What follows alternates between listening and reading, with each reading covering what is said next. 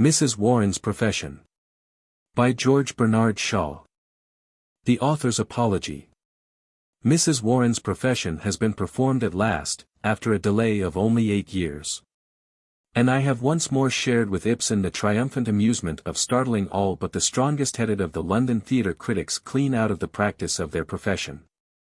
No author who has ever known the exultation of sending the press into an hysterical tumult of protest, of moral panic, of involuntary and frantic confession of sin, of a horror of conscience in which the power of distinguishing between the work of art on the stage and the real life of the spectator is confused and overwhelmed, will ever care for the stereotyped compliments which every successful farce or melodrama elicits from the newspapers.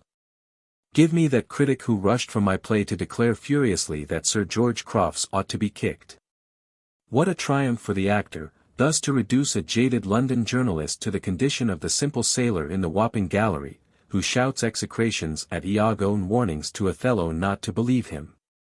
But dearer still than such simplicity is that sense of the sudden earthquake shock to the foundations of morality which sends a pallid crowd of critics into the street shrieking that the pillars of society are cracking and the ruin of the state is at hand. Even the Ibsen champions of 10 years ago remonstrate with me just as the veterans of those brave days remonstrated with them. Mr. Grain, the hardy iconoclast who first launched my plays on the stage alongside Ghosts and The Wild Duck, exclaimed that I have shattered his ideals. Actually his ideals. What would Dr. Relling say? And Mr. William Archer himself disowns me because I cannot touch pitch without wallowing in it. Truly my play must be more needed than I knew, and yet I thought I knew how little the others know. Do not suppose, however, that the consternation of the press reflects any consternation among the general public. Anybody can upset the theatre critics, in a turn of the wrist, by substituting for the romantic commonplaces of the stage the moral commonplaces of the pulpit, platform, or the library. Play Mrs. Warren's Profession to an audience of clerical members of the Christian Social Union and of women well experienced in rescue, temperance, and girls' club work, and no moral panic will arise. Every man and woman present will know that as long as poverty makes virtue hideous and the spare pocket money of rich bachelordom makes vice dazzling, their daily hand-to-hand fight against prostitution with prayer and persuasion, shelters and scanty alms, will be a losing one. There was a time when they were able to urge that though the white lead factory wherein Jane was poisoned may be a far more terrible place than Mrs. Warren's house, yet hell is still more dreadful. Nowadays they no longer believe in hell. And the girls among whom they are working know that they do not believe in it, and would laugh at them if they did. So well have the rescuers learnt that Mrs. Warren's defense of herself and indictment of society is the thing that most needs saying, that those who know me personally reproach me, not for writing this play, but for wasting my energies on pleasant plays, for the amusement of frivolous people, when I can build up such excellent stage sermons on their own work. Mrs. Warren's Profession is the one play of mine which I could submit to a censorship without doubt of the result. Only, it must not be the censorship of the minor theatre critic, nor of an innocent court official like the Lord Chamberlain's examiner, much less of people who consciously profit by Mrs. Warren's Profession, or who personally make use of it, or who hold the widely whispered view that it is an indispensable safety valve for the protection of domestic virtue, or, above all, who are smitten with a sentimental affection for our fallen sister, and would take her up tenderly, lift her with care, fashioned so slenderly, young, and so fair. Nor am I prepared to accept the verdict of the medical gentleman who would compulsorily sonnetate and register Mrs. Warren, whilst leaving Mrs. Warren's patrons, especially her military patrons, free to destroy her health and anybody else's without fear of reprisals. But I should be quite content to have my play judged by, say, a joint committee of the Central Vigilance Society and the Salvation Army. And the sterner moralists the members of the committee were, the better.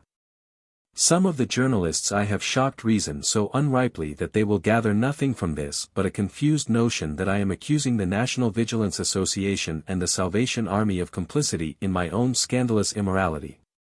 It will seem to them that people who would stand this play would stand anything.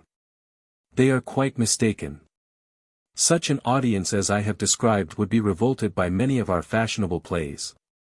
They would leave the theatre convinced that the Plymouth Brother who still regards the playhouse as one of the gates of hell is perhaps the safest adviser on the subject of which he knows so little. If I do not draw the same conclusion, it is not because I am one of those who claim that art is exempt from moral obligations, and deny that the writing or performance of a play is a moral act, to be treated on exactly the same footing as theft or murder if it produces equally mischievous consequences. I am convinced that fine art is the subtlest, the most seductive, the most effective instrument of moral propaganda in the world, excepting only the example of personal conduct. And I waive even this exception in favor of the art of the stage, because it works by exhibiting examples of personal conduct made intelligible and moving to crowds of unobservant, unreflecting people to whom real life means nothing. I have pointed out again and again that the influence of the theatre in England is growing so great that whilst private conduct, religion, law, science, politics, and morals are becoming more and more theatrical, the theatre itself remains impervious to common sense, religion, science, politics, and morals. That is why I fight the theatre, not with pamphlets and sermons and treatises, but with plays. And so effective do I find the dramatic method that I have no doubt I shall at last persuade even London to take its conscience and its brains with it when it goes to the theatre, instead of leaving them at home with its prayer book as it does at present. Consequently, I am the last man in the world to deny that if the net effect of performing Mrs. Warren's profession were an increase in the number of persons entering that profession, its performance should be dealt with accordingly. Now let us consider how such recruiting can be encouraged by the theatre. Nothing is easier. Let the king's reader of plays, backed by the press, make an unwritten but perfectly well understood regulation that members of Mrs. Warren's profession shall be tolerated on the stage only when they are beautiful, exquisitely dressed, and sumptuously lodged and fed.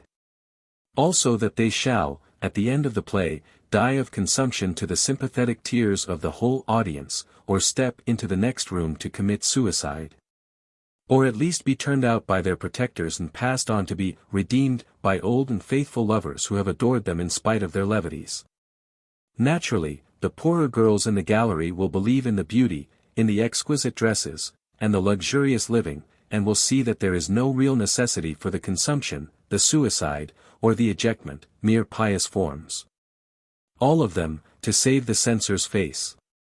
Even if these purely official catastrophes carried any conviction, the majority of English girls remain so poor, so dependent, so well aware that the drudgeries of such honest work as is within their reach are likely enough to lead them eventually to lung disease, premature death, and domestic desertion or brutality, that they would still see reason to prefer the primrose path to the straight path of virtue, since both, vice at worst and virtue at best, lead to the same end in poverty and overwork.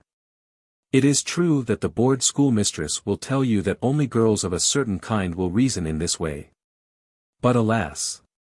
That certain kind turns out on inquiry to be simply the pretty, dainty kind, that is, the only kind that gets the chance of acting on such reasoning. Read the first report of the Commission on the Housing of the Working Classes, Blue Book C 4402, 8d. 1889, read the report on Home Industries, Sacred Word, Home, issued by the Women's Industrial Council, Home Industries of Women in London, 1897, 1s, 12, Buckingham Street, W.C. And ask yourself whether, if the lot in life therein described were your lot in life, you would not prefer the lot of Cleopatra, of Theodora, of the Lady of the Camellias, of Mrs. Tanqueray, of Zaza, of Iris. If you can go deep enough into things to be able to say no, how many ignorant half-starved girls will believe you are speaking sincerely? To them the lot of Iris is heavenly in comparison with their own. Yet our king, like his predecessors, says to the dramatist, thus, and thus only, shall you present Mrs. Warren's profession on the stage, or you shall starve. Witness Shaw, who told the untempting truth about it, and whom we, by the grace of God, accordingly disallow and suppress, and do what in us lies to silence. Fortunately, Shaw cannot be silenced. The harlot's cry from street to street is louder than the voices of all the kings. I am not dependent on the theatre. and cannot be starved into making my play a standing advertisement of the attractive side of Mrs. Warren's business. Here I must guard myself against a misunderstanding. It is not the fault of their authors that the long string of wanton tragedies, from Antony and Cleopatra to Iris, are snares to poor girls, and are objected to on that account by many earnest men and women who consider Mrs. Warren's profession an excellent sermon. Mr. Pinero is in no way bound to suppress the fact that his Iris is a person to be envied by millions of better women. If he made his play false to life by inventing fictitious disadvantages for her, he would be acting as unscrupulously as any tract writer. If society chooses to provide for its irises better than for its working women, it must not expect honest playwrights to manufacture spurious evidence to save its credit. The mischief lies in the deliberate suppression of the other side of the case, the refusal to allow Mrs. Warren to expose the drudgery and repulsiveness of plying for hire among coarse, tedious drunkards.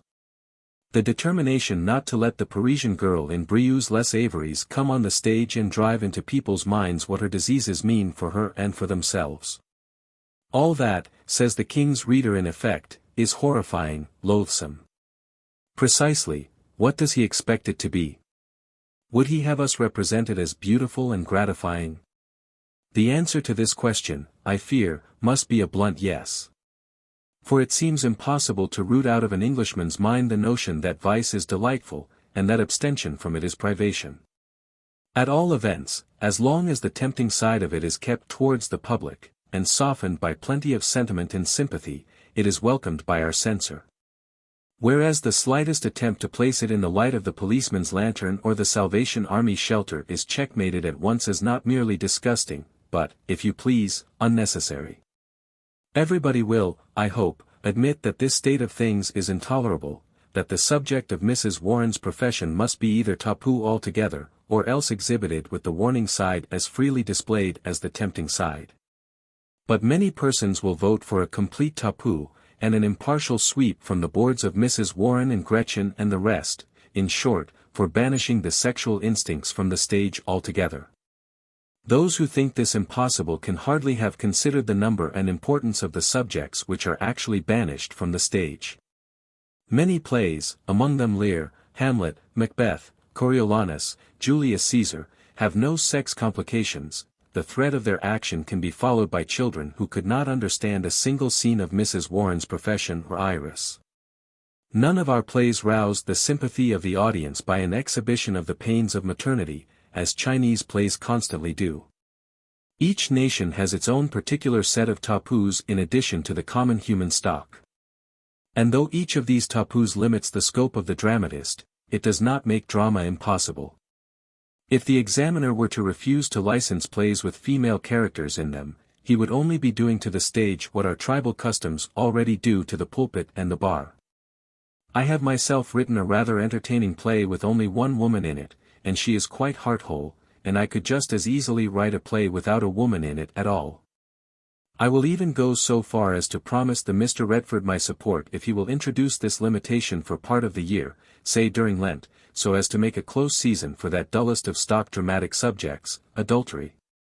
And force our managers and authors to find out what all great dramatists find out spontaneously, to wit, that people who sacrifice every other consideration to love are as hopelessly unheroic on the stage as lunatics or dipsomaniacs. Hector is the world's hero, not Paris nor Antony. But though I do not question the possibility of a drama in which love should be as effectively ignored as cholera is at present, there is not the slightest chance of that way out of the difficulty being taken by the Mr. Redford. If he attempted it there would be a revolt in which he would be swept away in spite of my single-handed efforts to defend him. A complete taboo is politically impossible. A complete toleration is equally impossible to Mr. Redford, because his occupation would be gone if there were no taboo to enforce. He is therefore compelled to maintain the present compromise of a partial taboo, applied, to the best of his judgment, with a careful respect to persons and to public opinion. And a very sensible English solution of the difficulty, too, most readers will say.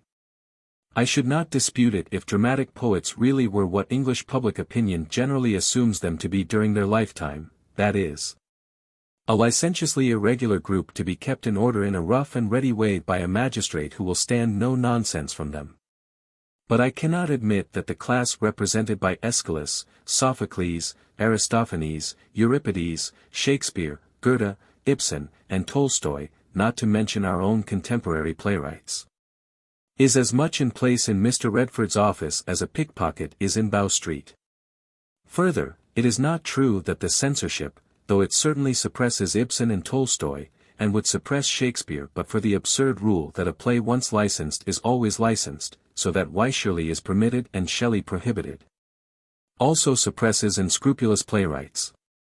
I challenge Mr. Redford to mention any extremity of sexual misconduct which any manager in his senses would risk presenting on the London stage that has not been presented under his license and that of his predecessor. The compromise, in fact, works out in practice in favor of loose plays as against earnest ones.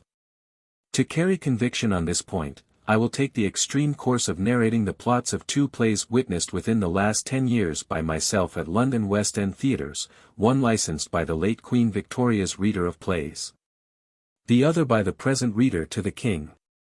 Both plots conform to the strictest rules of the period when La Dame aux Camélias was still a forbidden play, and when the second Mrs. Tanqueray would have been tolerated only on condition that she carefully explained to the audience that when she met Captain Ardale she sinned, but in intention. Play number 1. A prince is compelled by his parents to marry the daughter of a neighboring king, but loves another maiden. The scene represents a hall in the king's palace at night. The wedding has taken place that day, and the closed door of the nuptial chamber is in view of the audience. Inside, the princess awaits her bridegroom. A duenna is in attendance. The bridegroom enters. His sole desire is to escape from a marriage which is hateful to him. An idea strikes him. He will assault the duenna, and get ignominiously expelled from the palace by his indignant father-in-law. To his horror, when he proceeds to carry out this stratagem, the duenna, far from raising an alarm, is flattered, delighted, and compliant. The assaulter becomes the assaulted. He flings her angrily to the ground, where she remains placidly. He flies. The father enters, dismisses the duenna, and listens at the keyhole of his daughter's nuptial chamber, uttering various pleasantries, and declaring, with a shiver, that a sound of kissing, which he supposes to proceed from within, makes him feel young again. In deprecation of the scandalized astonishment with which such a story as this will be read, I can only say that it was not presented on the stage until its propriety had been certified by the chief officer of the Queen of England's household. Story number 2. A German officer finds himself in an inn with a French lady who has wounded his national vanity. He resolves to humble her by committing a rape upon her. He announces his purpose. She remonstrates, implores, flies to the doors and finds them locked, calls for help and finds none at hand, runs screaming from side to side, and, after a harrowing scene, is overpowered and faints. Nothing further being possible on the stage without actual felony, the officer then relents and leaves her. When she recovers, she believes that he has carried out his threat. And during the rest of the play she is represented as vainly vowing vengeance upon him, whilst she is really falling in love with him under the influence of his imaginary crime against her. Finally she consents to marry him. And the curtain falls on their happiness.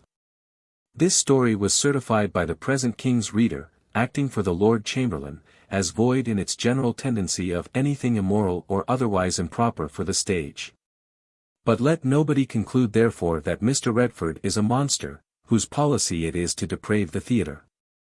As a matter of fact, both the above stories are strictly in order from the official point of view. The incidents of sex which they contain, though carried in both to the extreme point at which another step would be dealt with, not by the King's Reader, but by the police, do not involve adultery, nor any allusion to Mrs. Warren's profession, nor to the fact that the children of any polyandrous group will, when they grow up, inevitably be confronted, as those of Mrs. Warren's group are in my play, with the insoluble problem of their own possible consanguinity. In short, by depending wholly on the coarse humors and the physical fascination of sex, they comply with all the formulable requirements of the censorship, whereas plays in which these humors and fascinations are discarded. And the social problems created by sex seriously faced and dealt with, inevitably ignore the official formula and are suppressed. If the old rule against the exhibition of illicit sex relations on stage were revived, and the subject absolutely barred, the only result would be that Antony and Cleopatra, Othello, because of the Bianca episode, Troilus and Cressida, Henry IV. Measure for Measure, Timon of Athens, La Dame aux Camélias, The Profligate, the second Mrs. Tanqueray, the notorious Mrs. Ebb Smith, the gay Lord Quex, Mrs. Dane's Defense, and Iris would be swept from the stage and placed under the same ban as Tolstoy's Dominion of Darkness and Mrs. Warren's Profession, whilst such plays as the two described above would have a monopoly of the theatre as far as sexual interest is concerned. What is more, the repulsiveness of the worst of the certified plays would protect the censorship against effective exposure and criticism. Not long ago an American review of high standing asked me for an article on the censorship of the English stage. I replied that such an article would involve passages too disagreeable for publication in a magazine for general family reading. The editor persisted nevertheless. But not until he had declared his readiness to face this, and had pledged himself to insert the article unaltered, the particularity of the pledge extending even to a specification of the exact number of words in the article, did I consent to the proposal. What was the result? The editor, confronted with the two stories given above, threw his pledge to the winds, and, instead of returning the article, printed it with the illustrative examples omitted. And nothing left but the argument from political principles against the censorship. In doing this he fired my broadside after withdrawing the cannonballs. For neither the censor nor any other Englishman, except perhaps Mr. Leslie Stephen and a few other veterans of the dwindling old guard of Benthamism, cares a dump about political principle. The ordinary Briton thinks that if every other Briton is not kept under some form of tutelage, the more childish the better, he will abuse his freedom viciously. As far as its principle is concerned, the censorship is the most popular institution in England, and the playwright who criticizes it is slighted as a blackguard agitating for impunity. Consequently nothing can really shake the confidence of the public in the Lord Chamberlain's department except a remorseless and unbowdlerized narration of the licentious fictions which slip through its net, and are hallmarked by it with the approval of the throne. But since these narrations cannot be made public without great difficulty, owing to the obligation an editor is under not to deal unexpectedly with matters that are not virginibus puerisque, the chances are heavily in favor of the censor escaping all remonstrance. With the exception of such comments as I was able to make in my own critical articles in the World and the Saturday Review when the pieces I have described were first produced, and a few ignorant protests by churchmen against much better plays which they confessed they had not seen nor read, nothing has been said in the press that could seriously disturb the easygoing notion that the stage would be much worse than it admittedly is but for the vigilance of the King's reader.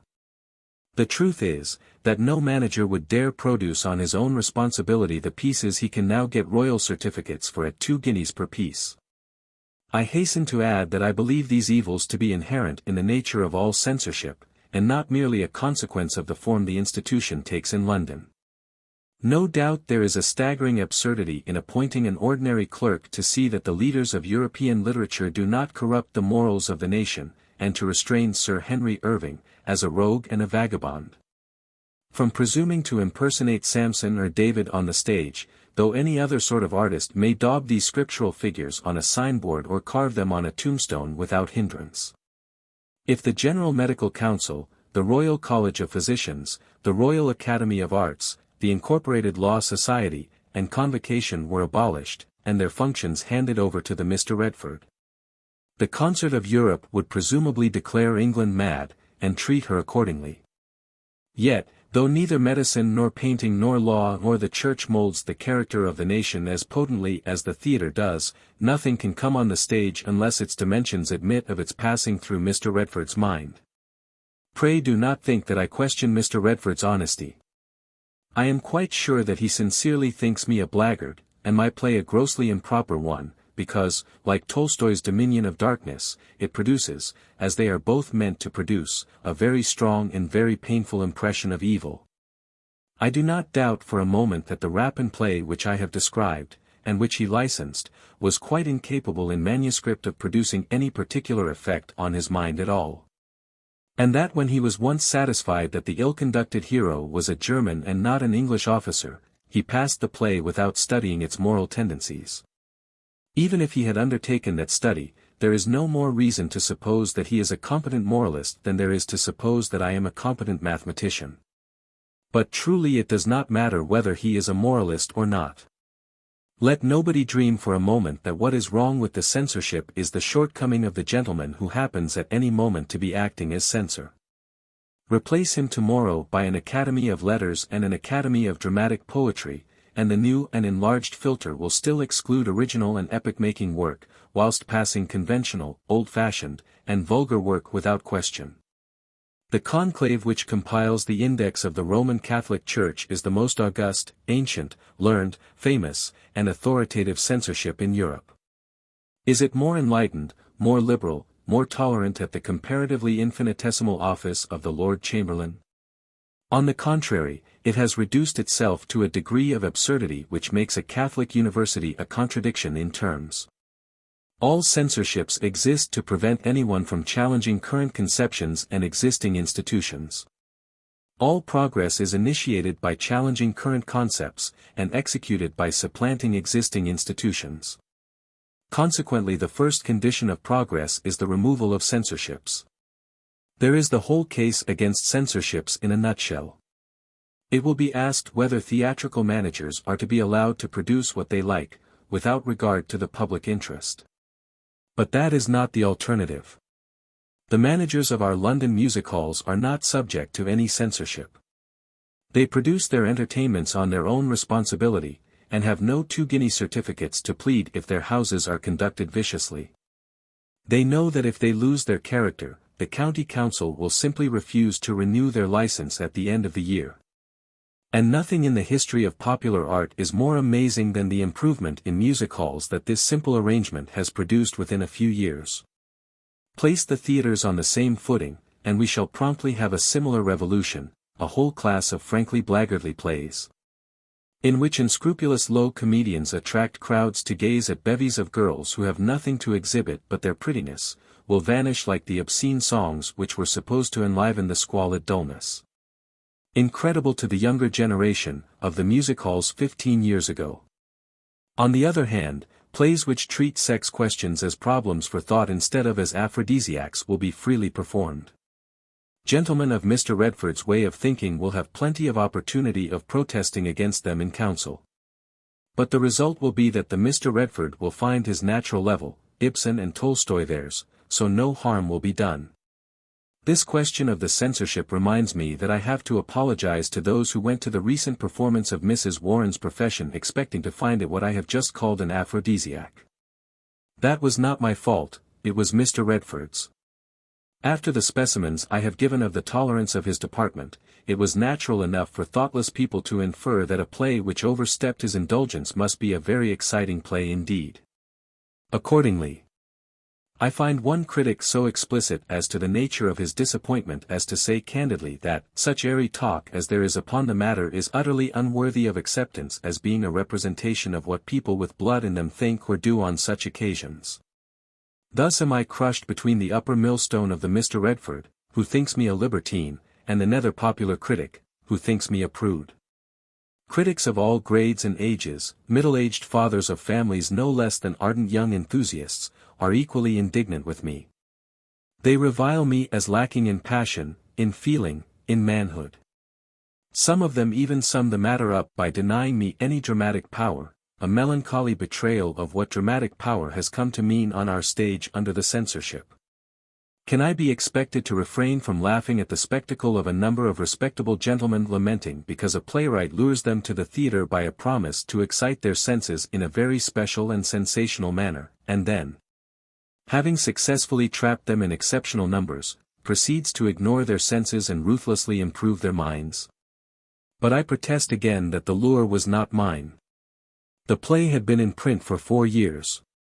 And I have spared no pains to make known that my plays are built to induce, not voluptuous reverie but intellectual interest, not romantic rhapsody but humane concern. Accordingly, I do not find those critics who are gifted with intellectual appetite and political conscience complaining of want of dramatic power.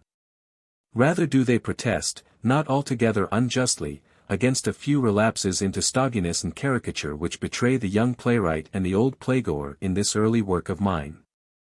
As to the voluptuaries, I can assure them that the playwright, whether he be myself or another, will always disappoint them. The drama can do little to delight the senses. All the apparent instances to the contrary are instances of the personal fascination of the performers. The drama of pure feeling is no longer in the hands of the playwright, it has been conquered by the musician, after whose enchantments all the verbal arts seem cold and tame. Romeo and Juliet with the loveliest Juliet is dry, tedious, and rhetorical in comparison with Wagner's Tristan, even though Isolde be both 14 stone and 40, as she often is in Germany. Indeed, it needed no Wagner to convince the public of this. The voluptuous sentimentality of Gounod's Faust and Bizet's Carmen has captured the common playgoer. And there is, flatly, no future now for any drama without music except the drama of thought. The attempt to produce a genus of opera without music, and this absurdity is what our fashionable theatres have been driving at for a long time without knowing it, is far less hopeful than my own determination to accept problem as the normal material of the drama. That this determination will throw me into a long conflict with our theatre critics, and with the few playgoers who go to the theatre as often as the critics, I well know. But I am too well equipped for the strife to be deterred by it, or to bear malice towards the losing side. In trying to produce the sensuous effects of opera, the fashionable drama has become so flaccid in its sentimentality, and the intellect of its frequenters so atrophied by disuse, that the reintroduction of problem, with its remorseless logic and iron framework of fact, inevitably produces at first an overwhelming impression of coldness and inhuman rationalism. But this will soon pass away. When the intellectual muscle and moral nerve of the critics has been developed in the struggle with modern problem plays, the pettish luxuriousness of the clever ones, and the sulky sense of disadvantaged weakness in the sentimental ones, will clear away. And it will be seen that only in the problem play is there any real drama, because drama is no mere setting up of the camera to nature, it is the presentation in parable of the conflict between man's will and his environment, in a word, of problem. The vapidness of such drama as the pseudo-operatic plays contain lies in the fact that in them animal passion, sentimentally diluted, is shown in conflict, not with real circumstances, but with a set of conventions and assumptions half of which do not exist off the stage, whilst the other half can either be evaded by a pretense of compliance or defied with complete impunity by any reasonably strong-minded person. Nobody can feel that such conventions are really compulsory, and consequently nobody can believe in the stage pathos that accepts them as an inexorable fate, or in the genuineness of the people who indulge in such pathos. Sitting at such plays, we do not believe, we make believe. And the habit of make-believe becomes at last so rooted that criticism of the theatre insensibly ceases to be criticism at all, and becomes more and more a chronicle of the fashionable enterprises of the only realities left on the stage, that is, the performers in their own persons. In this phase the playwright who attempts to revive genuine drama produces the disagreeable impression of the pedant who attempts to start a serious discussion at a fashionable at-home. Later on, when he has driven the tea services out and made the people who had come to use the theatre as a drawing-room understand that it is they and not the dramatist who are the intruders, he has to face the accusation that his plays ignore human feeling, an illusion produced by that very resistance of fact and law to human feeling which creates drama. It is the deus ex machina who, by suspending that resistance, makes the fall of the curtain an immediate necessity, since drama ends exactly where resistance ends. Yet the introduction of this resistance produces so strong an impression of heartlessness nowadays that a distinguished critic has summed up the impression made on him by Mrs. Warren's profession, by declaring that, the difference between the spirit of Tolstoy and the spirit of Mr. Shaw is the difference between the spirit of Christ and the spirit of Euclid. But the epigram would be as good if Tolstoy's name were put in place of mine and D'Annunzio's in place of Tolstoy. At the same time I accept the enormous compliment to my reasoning powers with sincere complacency. And I promise my flatterer that when he is sufficiently accustomed to and therefore undazzled by problem on the stage to be able to attend to the familiar factor of humanity in it as well as to the unfamiliar one of a real environment, he will both see and feel that Mrs. Warren's profession is no mere theorem, but a play of instincts and temperaments in conflict with each other and with a flinty social problem that never yields an inch to mere sentiment. I go further than this. I declare that the real secret of the cynicism and inhumanity of which shallower critics accuse me is the unexpectedness with which my characters behave like human beings, instead of conforming to the romantic logic of the stage. The axioms and postulates of that dreary mimanthropometry are so well known that it is almost impossible for its slaves to write tolerable last acts to their plays, so conventionally do their conclusions follow from their premises. Because I have thrown this logic ruthlessly overboard, I am accused of ignoring, not stage logic, but, of all things, human feeling. People with completely theatrified imaginations tell me that no girl would treat her mother as Vivie Warren does, meaning that no stage heroine would in a popular sentimental play. They say this just as they might say that no two straight lines would enclose a space. They do not see how completely inverted their vision has become even when I throw its preposterousness in their faces, as I repeatedly do in this very play. Praed, the sentimental artist, fool that I was not to make him a theatre critic instead of an architect. Burlesques them by expecting all through the piece that the feelings of others will be logically deducible from their family relationships and from his, conventionally unconventional, social code. The sarcasm is lost on the critics. They, saturated with the same logic, only think him the sole sensible person on the stage. Thus it comes about that the more completely the dramatist is emancipated from the illusion that men and women are primarily reasonable beings, and the more powerfully he insists on the ruthless indifference of their great dramatic antagonist. The external world, to their whims and emotions, the surer he is to be denounced as blind to the very distinction on which his whole work is built.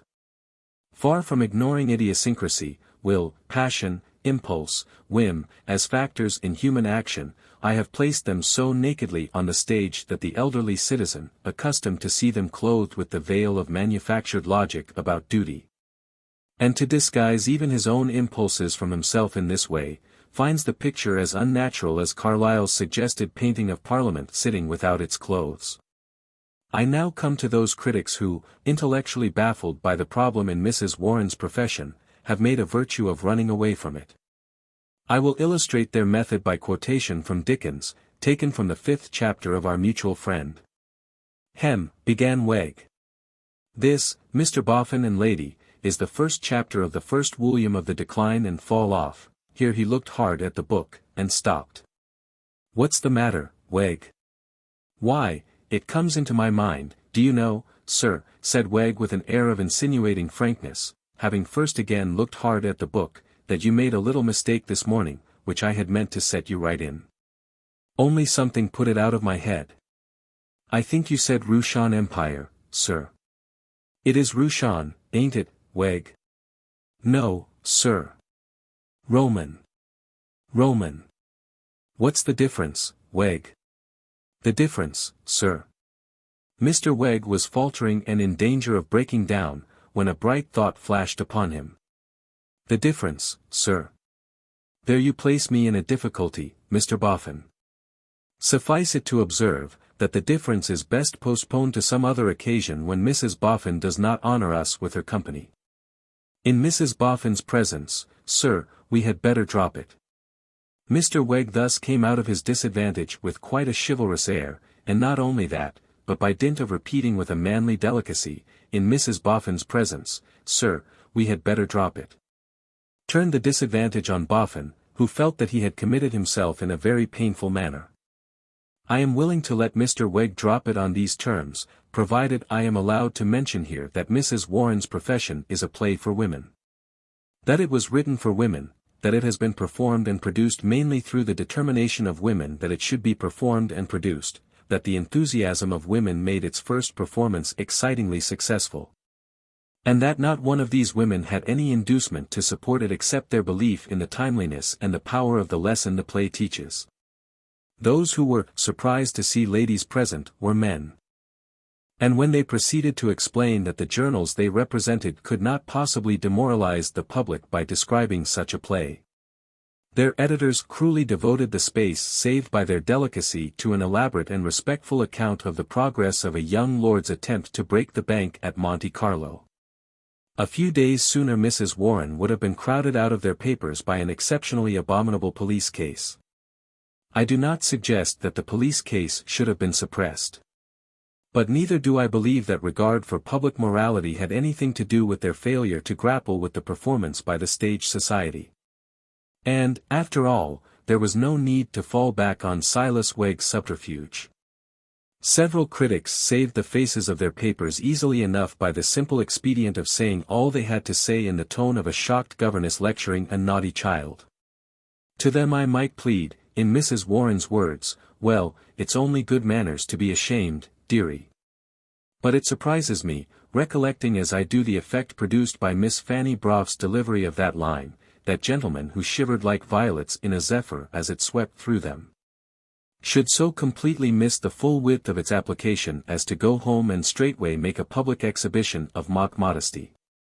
My old independent theatre manager, Mr. Grain, besides that reproach to me for shattering his ideals, complains that Mrs. Warren is not wicked enough, and names several romancers who would have clothed her black soul with all the terrors of tragedy. I have no doubt they would, but if you please, my dear Grain, that is just what I did not want to do. Nothing would please our sanctimonious British public more than to throw the whole guilt of Mrs. Warren's profession on Mrs. Warren herself. Now the whole aim of my play is to throw that guilt on the British public itself. You may remember that when you produced my first play, Widowers' Houses, exactly the same misunderstanding arose. When the virtuous young gentleman rose up in wrath against the slum landlord very effectively shewed him that slums are the product, not of individual harpagons, but of the indifference of virtuous young gentlemen to the condition of the city they live in, provided they live at the west end of it on money earned by someone else's labor. The notion that prostitution is created by the wickedness of Mrs. Warren is as silly as the notion, prevalent, nevertheless, to some extent in temperance circles, that drunkenness is created by the wickedness of the publican. Mrs. Warren is not a whit a worse woman than the reputable daughter who cannot endure her. Her indifference to the ultimate social consequences of her means of making money, and her discovery of that means by the ordinary method of taking the line of least resistance to getting it, are too common in English society to call for any special remark. Her vitality, her thrift, her energy, her outspokenness, her wise care of her daughter, and the managing capacity which has enabled her and her sister to climb from the fried fish shop down by the Mint to the establishments of which she boasts, are all high English social virtues. Her defense of herself is so overwhelming that it provokes the St. James Gazette to declare that the tendency of the play is wholly evil, because it contains one of the boldest and most specious defenses of an immoral life for poor women that has ever been penned. Happily the St. James Gazette here speaks in its haste. Mrs. Warren's defense of herself is not only bold and specious, but valid and unanswerable. But it is no defense at all of the vice which she organizes. It is no defense of an immoral life to say that the alternative offered by society collectively to poor women is a miserable life, starved, overworked, fetid, ailing, ugly. Though it is quite natural and right for Mrs. Warren to choose what is, according to her lights, the least immoral alternative, it is none the less infamous of society to offer such alternatives. For the alternatives offered are not morality and immorality, but two sorts of immorality. The man who cannot see that starvation, overwork, dirt, and disease are as antisocial as prostitution, that they are the vices and crimes of a nation, and not merely its misfortunes, is, to put it as politely as possible, a hopelessly private person. The notion that Mrs. Warren must be a fiend is only an example of the violence and passion which the slightest reference to sex arouses in undisciplined minds, and which makes it seem natural for our lawgivers to punish silly and negligible indecencies with a ferocity unknown in dealing with, for example, ruinous financial swindling. Had my play been titled Mr. Warren's Profession, and Mr. Warren been a bookmaker, nobody would have expected me to make him a villain as well. Yet gambling is a vice, and bookmaking an institution, for which there is absolutely nothing to be said. The moral and economic evil done by trying to get other people's money without working for it, and this is the essence of gambling, is not only enormous but uncompensated. There are no two sides to the question of gambling, no circumstances which force us to tolerate it lest its suppression lead to worse things, no consensus of opinion among responsible classes, such as magistrates and military commanders. That it is a necessity, no Athenian records of gambling made splendid by the talents of its professors, no contention that instead of violating morals it only violates a legal institution which is in many respects oppressive and unnatural. No possible plea that the instinct on which it is founded is a vital one. Prostitution can confuse the issue with all these excuses, gambling has none of them. Consequently, if Mrs. Warren must needs be a demon, a bookmaker must be a cacodemon. Well, does anybody who knows the sporting world really believe that bookmakers are worse than their neighbors? On the contrary, they have to be a good deal better. For in that world nearly everybody whose social rank does not exclude such an occupation would be a bookmaker if he could. But the strength of character for handling large sums of money and for strict settlements and unflinching payment of losses is so rare that successful bookmakers are rare too. It may seem that at least public spirit cannot be one of a bookmaker's virtues, but I can testify from personal experience that excellent public work is done with money subscribed by bookmakers. It is true that there are abysses in bookmaking, for example, welshing. Mr. Grain hints that there are abysses in Mrs. Warren's profession also. So there are in every profession, the error lies in supposing that every member of them sounds these depths. I sit on a public body which prosecutes Mrs. Warren zealously. And I can assure Mr. Grain that she is often leniently dealt with because she has conducted her business respectably, and held herself above its vilest branches. The degrees in infamy are as numerous and as scrupulously observed as the degrees in the peerage. The moralist's notion that there are depths at which the moral atmosphere ceases is as delusive as the rich man's notion that there are no social jealousies or snobberies among the very poor. No, had I drawn Mrs. Warren as a fiend in human form, the very people who now rebuke me for flattering her would probably be the first to deride me for deducing her character logically from occupation instead of observing it accurately in society. One critic is so enslaved by this sort of logic that he calls my portraiture of the Reverend Samuel Gardner an attack on religion. According to this view Subaltern Iago is an attack on the army, Sir John Falstaff an attack on knighthood, and King Claudius an attack on royalty.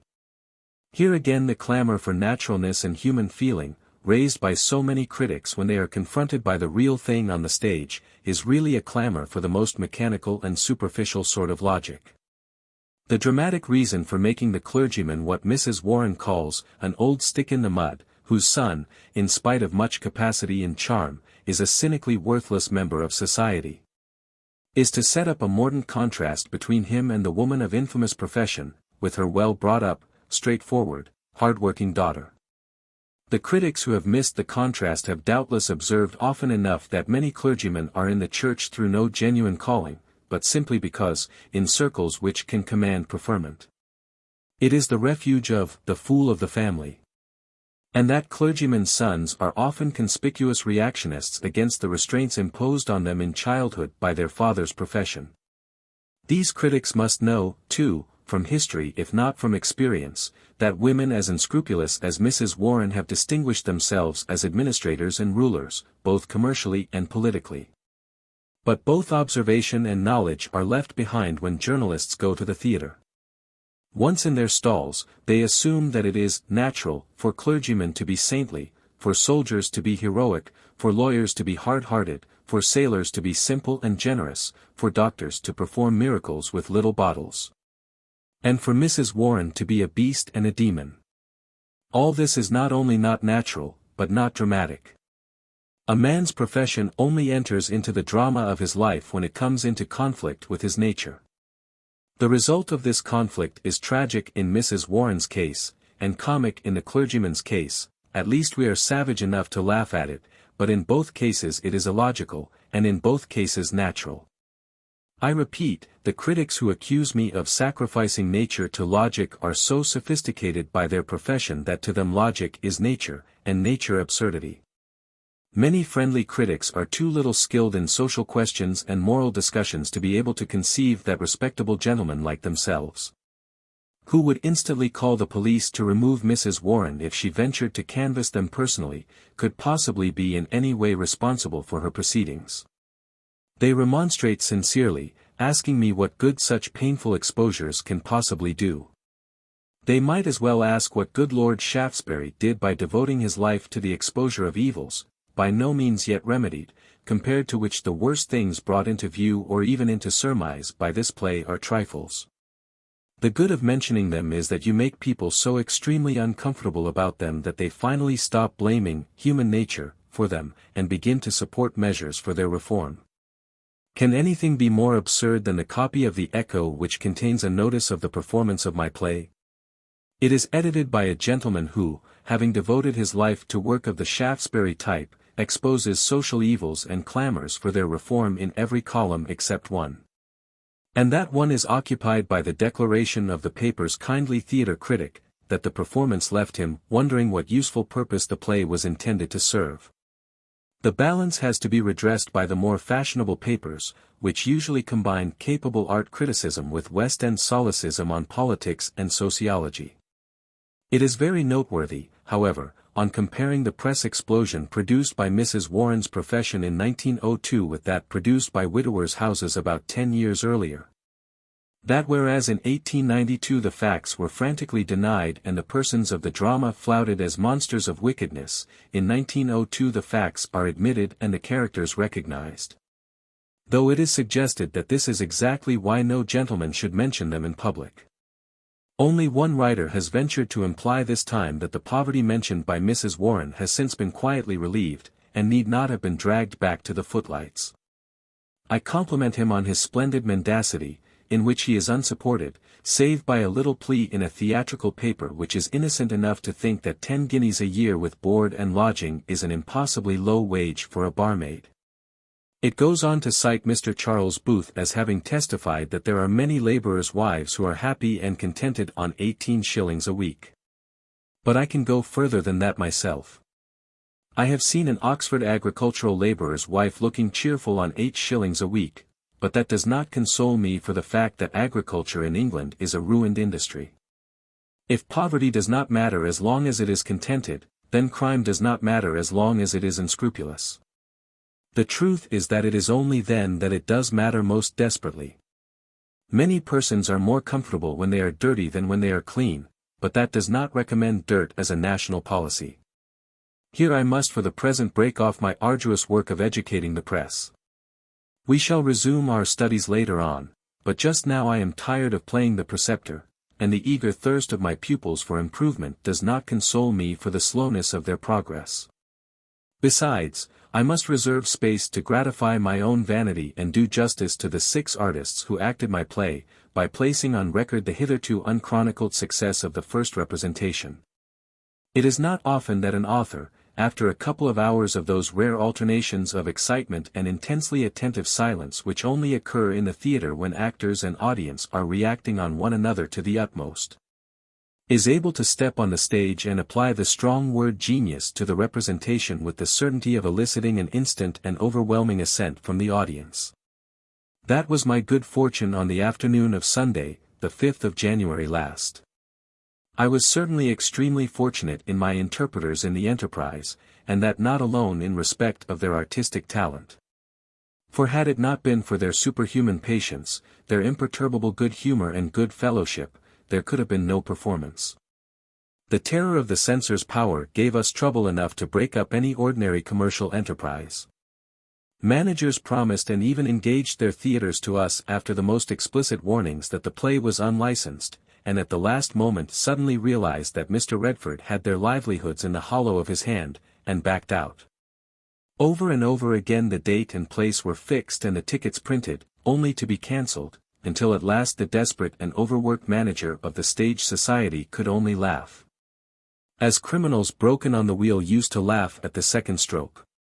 We rehearsed under great difficulties. Christmas pieces and plays for the new year were being produced in all directions. And my 6-actor colleagues were busy people, with engagements in these pieces in addition to their current professional work every night. On several raw winter days stages for rehearsal were unattainable even by the most distinguished applicants. And we shared corridors and saloons with them whilst the stage was given over to children in training for Boxing Night. At last we had to rehearse at an hour at which no actor or actress has been out of bed within the memory of man. And we sardonically congratulated one another every morning on our rosy matutinal looks and the improvement wrought by our early rising in our health and characters. And all this, please observe, for a society without treasury or commercial prestige, for a play which was being denounced in advance as unmentionable, for an author without influence at the fashionable theatres. I victoriously challenge the West End managers to get as much done for interested motives, if they can. 3 causes made the production the most notable that has fallen to my lot. First, the veto of the censor, which put the supporters of the play on their mettle. Second, the chivalry of the stage society, which, in spite of my urgent advice to the contrary, and my demonstration of the difficulties, dangers, and expenses the enterprise would cost, put my discouragements to shame and resolved to give battle at all costs to the attempt of the censorship to suppress the play. Third, the artistic spirit of the actors, who made the play their own and carried it through triumphantly in spite of a series of disappointments and annoyances much more trying to the dramatic temperament than mere difficulties. The acting, too, required courage and character as well as skill and intelligence. The veto of the censor introduced quite a novel element of moral responsibility into the undertaking. And the characters were very unusual on the English stage. The younger heroine is, like her mother, an Englishwoman to the backbone, and not, like the heroines of our fashionable drama, a prima donna of Italian origin. Consequently she was sure to be denounced as unnatural and undramatic by the critics. The most vicious man in the play is not in the least a stage villain, indeed, he regards his own moral character with the sincere complacency of a hero of melodrama. The amiable devotee of romance and beauty is shown at an age which brings out the feudalization which these worships are apt to produce if they are made the staple of life instead of the sauce. The attitude of the clever young people to their elders is faithfully represented as one of pitiless ridicule and unsympathetic criticism, and forms a spectacle incredible to those who, when young, were not cleverer than their nearest elders. And painful to those sentimental parents who shrink from the cruelty of youth, which pardons nothing because it knows nothing. In short, the characters and their relations are of a kind that the routiner critic has not yet learned to place, so that their misunderstanding was a foregone conclusion. Nevertheless, there was no hesitation behind the curtain. When it went up at last, a stage much too small for the company was revealed to an auditorium much too small for the audience. But the players, though it was impossible for them to forget their own discomfort, at once made the spectators forget theirs. It certainly was a model audience, responsive from the first line to the last. And it got no less than it deserved in return. I grieve to add that the second performance, given for the edification of the London press and of those members of the stage society who cannot attend the Sunday performances, was a less inspiriting one than the first. A solid phalanx of theatre-weary journalists in an afternoon humour, most of them committed to irreconcilable disparagement of problem plays, and all of them bound by etiquette to be as undemonstrative as possible, is not exactly the sort of audience that rises at the performers and cures them of the inevitable reaction after an excitingly successful first night. The artist nature is a sensitive and therefore a vindictive one, and masterful players have a way with recalcitrant audiences of rubbing a play into them instead of delighting them with it. I should describe the second performance of Mrs. Warren's Profession, especially as to its earlier stages, as decidedly a rubbed-in one. The rubbing was no doubt salutary, but it must have hurt some of the thinner skins. The charm of the lighter passages fled, and the strong scenes, though they again carried everything before them, yet discharged that duty in a grim fashion, doing execution on the enemy rather than moving them to repentance and confession. Still, to those who had not seen the first performance, the effect was sufficiently impressive. And they had the advantage of witnessing a fresh development in Mrs. Warren, artistically jealous, as I took it, of the overwhelming effect of the end of the second act on the previous day, threw herself into the fourth act in quite a new way. And achieved the apparently impossible feat of surpassing herself. The compliments paid to Miss Fanny Brough by the critics, eulogistic as they are the compliments of men three-fourths duped as Partridge was duped by Garrick. By much of her acting they were so completely taken in that they did not recognize it as acting at all. Indeed, none of the 6 players quite escaped this consequence of their own thoroughness. There was a distinct tendency among the less experienced critics to complain of their sentiments and behavior. Naturally, the author does not share that grievance. Picard's Cottage, January 1902. How do you find this book? Any thoughts about the book or the author? Any suggestion for improvement? Please take a moment to share your thoughts in a comment. If you like it, share it with your friends who might enjoy it as well. Subscribe to keep in touch. Visit completeaudiobooks.com for more quality content. Note: Mrs. Warren's Profession was performed for the first time in the theatre of the New Lyric Club, London, on the 5th and January 6, 1902, with Madge Mackintosh as Vivie, Julius Knight as Praed, Fanny Brough as Mrs. Warren, Charles Goodhart as Crofts, Harley Granville Barker as Frank, and Cosmo Stewart as the Reverend Samuel Gardner. Act 1.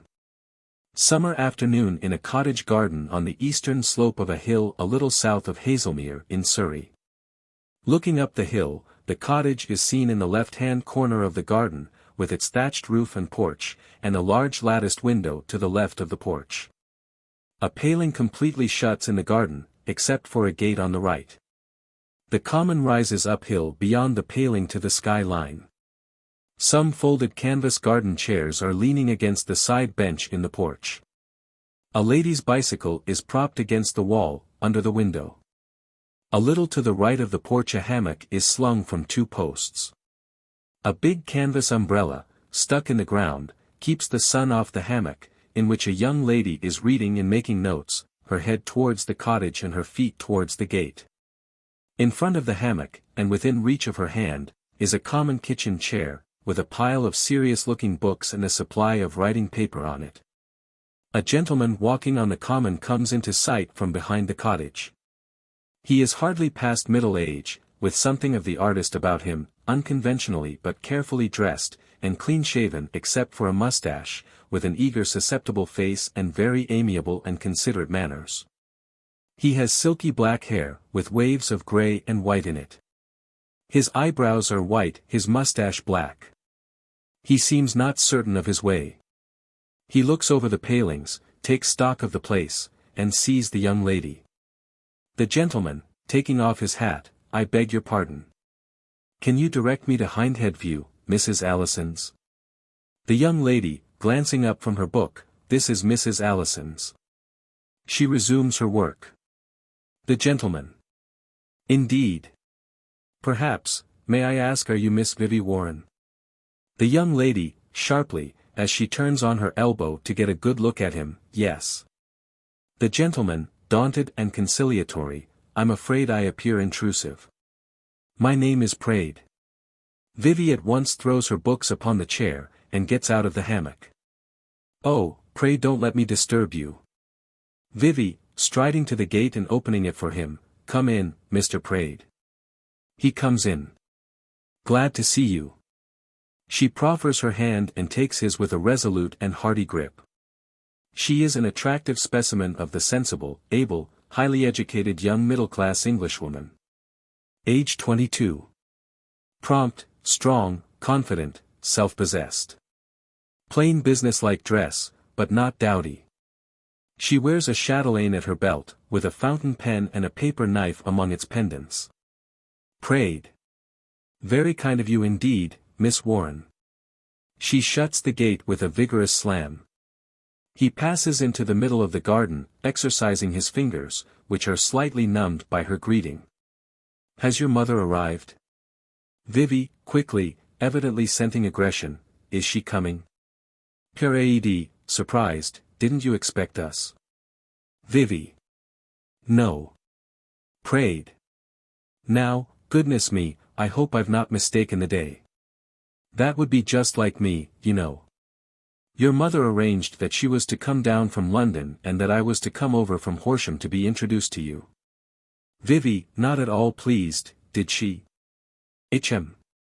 My mother has rather a trick of taking me by surprise, to see how I behave myself while she's away, I suppose. I fancy I shall take my mother very much by surprise one of these days, if she makes arrangements that concern me without consulting me beforehand. She hasn't come. Praed, embarrassed, I'm really very sorry. Vivie, throwing off her displeasure, it's not your fault, Mr. Praed, is it? And I'm very glad you've come. You are the only one of my mother's friends I have ever asked her to bring to see me. Praed, relieved and delighted, oh, now this is really very good of you, Miss Warren. Vivie. Will you come indoors, or would you rather sit out here and talk? Praed. It will be nicer out here, don't you think? Vivie. Then I'll go and get you a chair. She goes to the porch for a garden chair. Praed, following her, oh, pray, pray. Allow me. He lays hands on the chair. Vivie, letting him take it, take care of your fingers. They're rather dodgy things, those chairs. She goes across to the chair with the books on it, pitches them into the hammock, and brings the chair forward with one swing. Praed, who has just unfolded his chair, oh, now do let me take that hard chair. I like hard chairs. Vivie. So do I, sit down, Mr. Praed. This invitation she gives with a genial peremptoriness, his anxiety to please her clearly striking her as a sign of weakness of character on his part. But he does not immediately obey. Praed. By the way, though, hadn't we better go to the station to meet your mother? Vivie, coolly, why? She knows the way. Praed, disconcerted, I suppose she does, he sits down. Vivie. Do you know, you are just like what I expected. I hope you are disposed to be friends with me. Praed, again beaming, thank you, my dear Miss Warren, thank you. Dear me. I'm so glad your mother hasn't spoilt you. Vivie. How? Praed. Well, in making you too conventional. You know, my dear Miss Warren, I am a born anarchist. I hate authority. It spoils the relations between parent and child, even between mother and daughter. Now I was always afraid that your mother would strain her authority to make you very conventional. It's such a relief to find that she hasn't. Vivie. Oh. Have I been behaving unconventionally? Praed. Oh no, oh dear no. At least, not conventionally unconventionally, you understand. She nods and sits down. He goes on, with a cordial outburst, but it was so charming of you to say that you were disposed to be friends with me. You modern young ladies are splendid, perfectly splendid. Vivie, dubiously, watching him with dawning disappointment as to the quality of his brains and character. Praed. When I was your age, young men and women were afraid of each other, there was no good fellowship. Nothing real. Only gallantry copied out of novels, and as vulgar and affected as it could be. Maidenly reserve. Gentlemanly chivalry. Always saying no when you meant yes.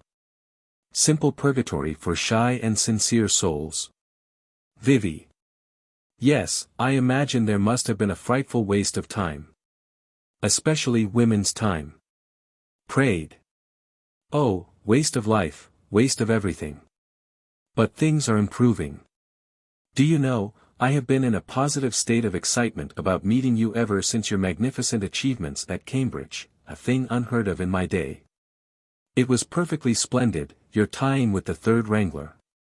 Just the right place, you know. The first wrangler is always a dreamy, morbid fellow, in whom the thing is pushed to the length of a disease. Vivie. It doesn't pay. I wouldn't do it again for the same money. Praed, aghast, the same money. Vivie. Yes. £50. Perhaps you don't know how it was. Mrs. Latham, my tutor at Newnham, told my mother that I could distinguish myself in the mathematical tripos if I went in for it in earnest. The papers were full just then of Philippa Summers beating the senior wrangler.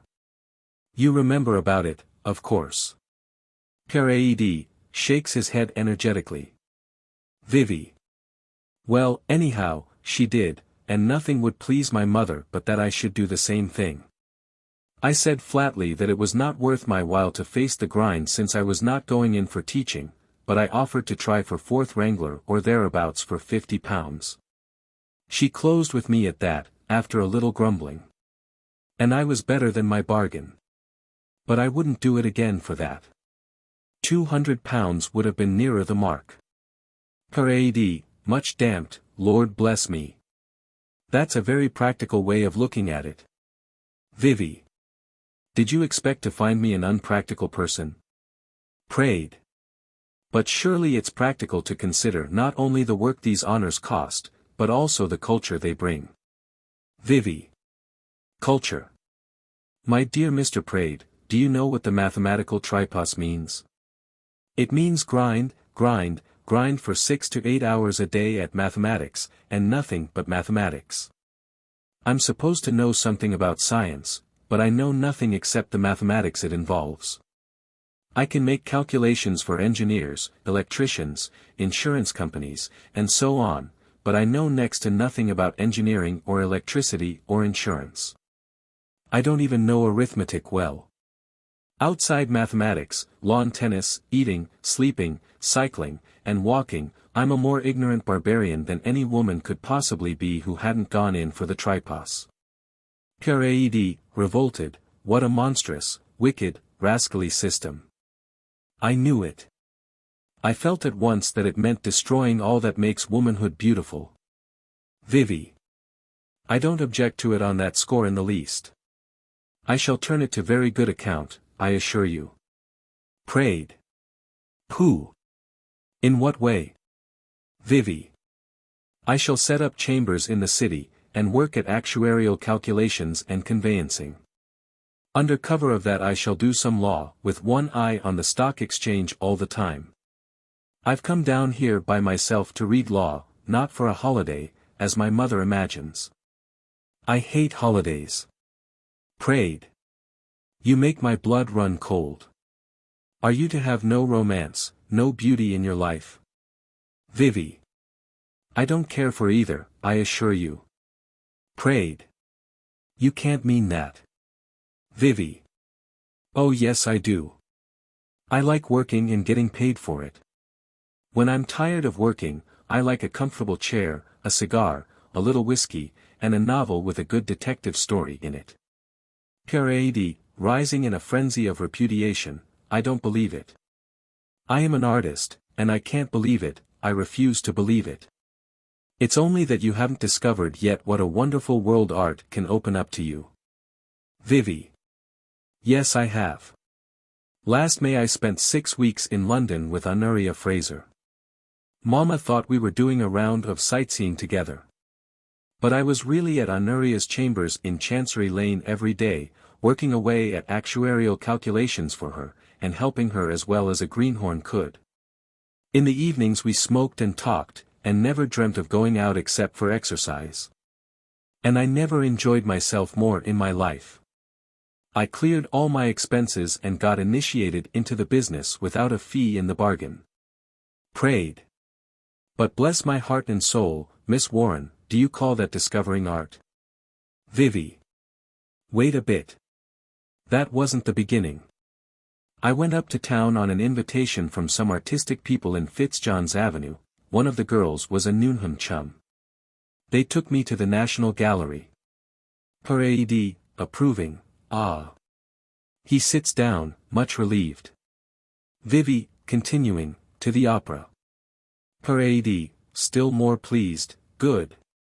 Vivie. And to a concert where the band played all the evening, Beethoven and Wagner and so on. I wouldn't go through that experience again for anything you could offer me.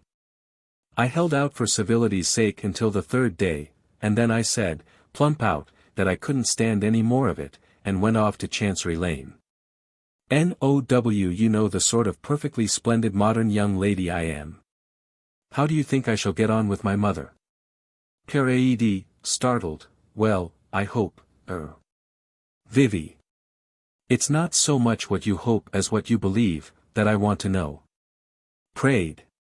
"Well, frankly, I am afraid your mother will be a little disappointed. Not from any shortcoming on your part, you know, I don't mean that. But you are so different from her ideal." Vivie. "Her what?" Praed. "Her ideal." Vivie. "Do you mean her ideal of me?" Praed. "Yes." Vivie. "What on earth is it like?" Praed. "Well, you must have observed, Miss Warren, that people who are dissatisfied with their own bringing up generally think that the world would be all right if everybody were to be brought up quite differently. Now your mother's life has been, I suppose you know." Vivie. "Don't suppose anything, Mr. Praed. I hardly know my mother. Since I was a child I have lived in England, at school or at college, or with people paid to take charge of me. I have been boarded out all my life.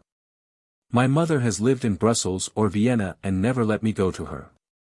I only see her when she visits England for a few days. I don't complain, it's been very pleasant, for people have been very good to me. And there has always been plenty of money to make things smooth. But don't imagine I know anything about my mother. I know far less than you do." Praed, very ill at ease. In that case, he stops, quite at a loss. Then, with a forced attempt at gaiety, "But what nonsense we are talking. Of course you and your mother will get on capitally." He rises, and looks abroad at the view. "What a charming little place you have here." Vivie, unmoved, "Rather a violent change of subject, Mr. Praed. Why won't my mother's life bear being talked about?" Praed. "Oh, you mustn't say that. Isn't it natural that I should have a certain delicacy in talking to my old friend's daughter about her behind her back? You and she will have plenty of opportunity of talking about it when she comes." Vivie. "No, she won't talk about it either. Rising, however, I dare say you have good reasons for telling me nothing. Only, mind this, Mr. Praed, I expect there will be a battle royal when my mother hears of my Chancery Lane project." Praed, ruefully, "I'm afraid there will." Vivie. "Well, I shall win because I want nothing but my fare to London to start there tomorrow earning my own living by deviling for Honoria. Besides, I have no mysteries to keep up, and it seems she has. I shall use that advantage over her if necessary." Praed, greatly shocked, "Oh no. No, pray. You'd not do such a thing." Vivie. "Then tell me why not." Praed. "I really cannot. I appeal to your good feeling." She smiles at his sentimentality. "Besides, you may be too bold. Your mother is not to be trifled with when she's angry." Vivie. "You can't frighten me, Mr. Praed. In that month at Chancery Lane I had opportunities of taking the measure of one or two women very like my mother. You may back me to win. But if I hit harder in my ignorance than I need, remember it is you who refuse to enlighten me. Now, let us drop the subject." She takes her chair and replaces it near the hammock with the same vigorous swing as before. Praed, taking a desperate resolution, "One word, Miss Warren. I had better tell you. It's very difficult, but—" Mrs. Warren and Sir George Crofts arrive at the gate. Mrs. Warren is between 40 and 50, formerly pretty, showily dressed in a brilliant hat and a gay blouse fitting tightly over her bust and flanked by fashionable sleeves. Rather spoilt and domineering, and decidedly vulgar, but, on the whole, a genial and fairly presentable old blackguard of a woman. Crofts is a tall powerfully built man of about 50, fashionably dressed in the style of a young man. Nasal voice, readier than might be expected from his strong frame. Clean-shaven bulldog jaws, large flat ears, and thick neck, gentlemanly combination of the most brutal types of city man, sporting man, and man about town. Vivie. Here they are. Coming to them as they enter the garden, how do, mater?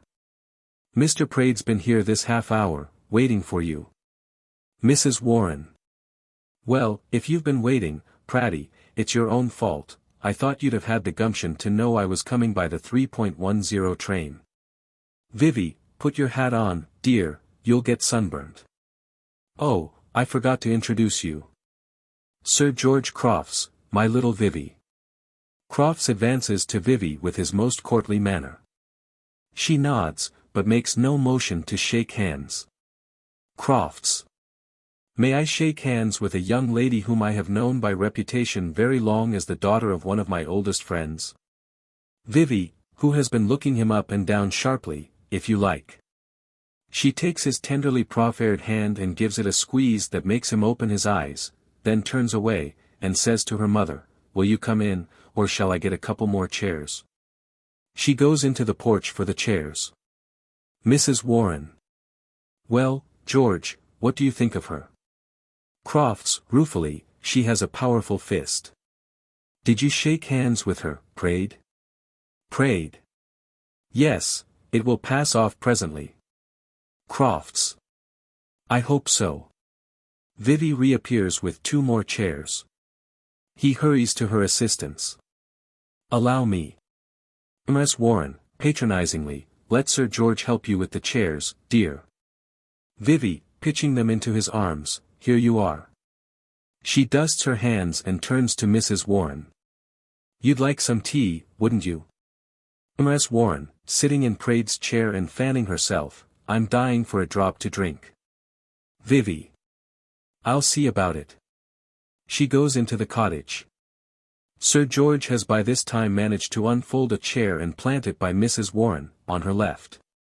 He throws the other on the grass and sits down, looking dejected and rather foolish, with the handle of his stick in his mouth.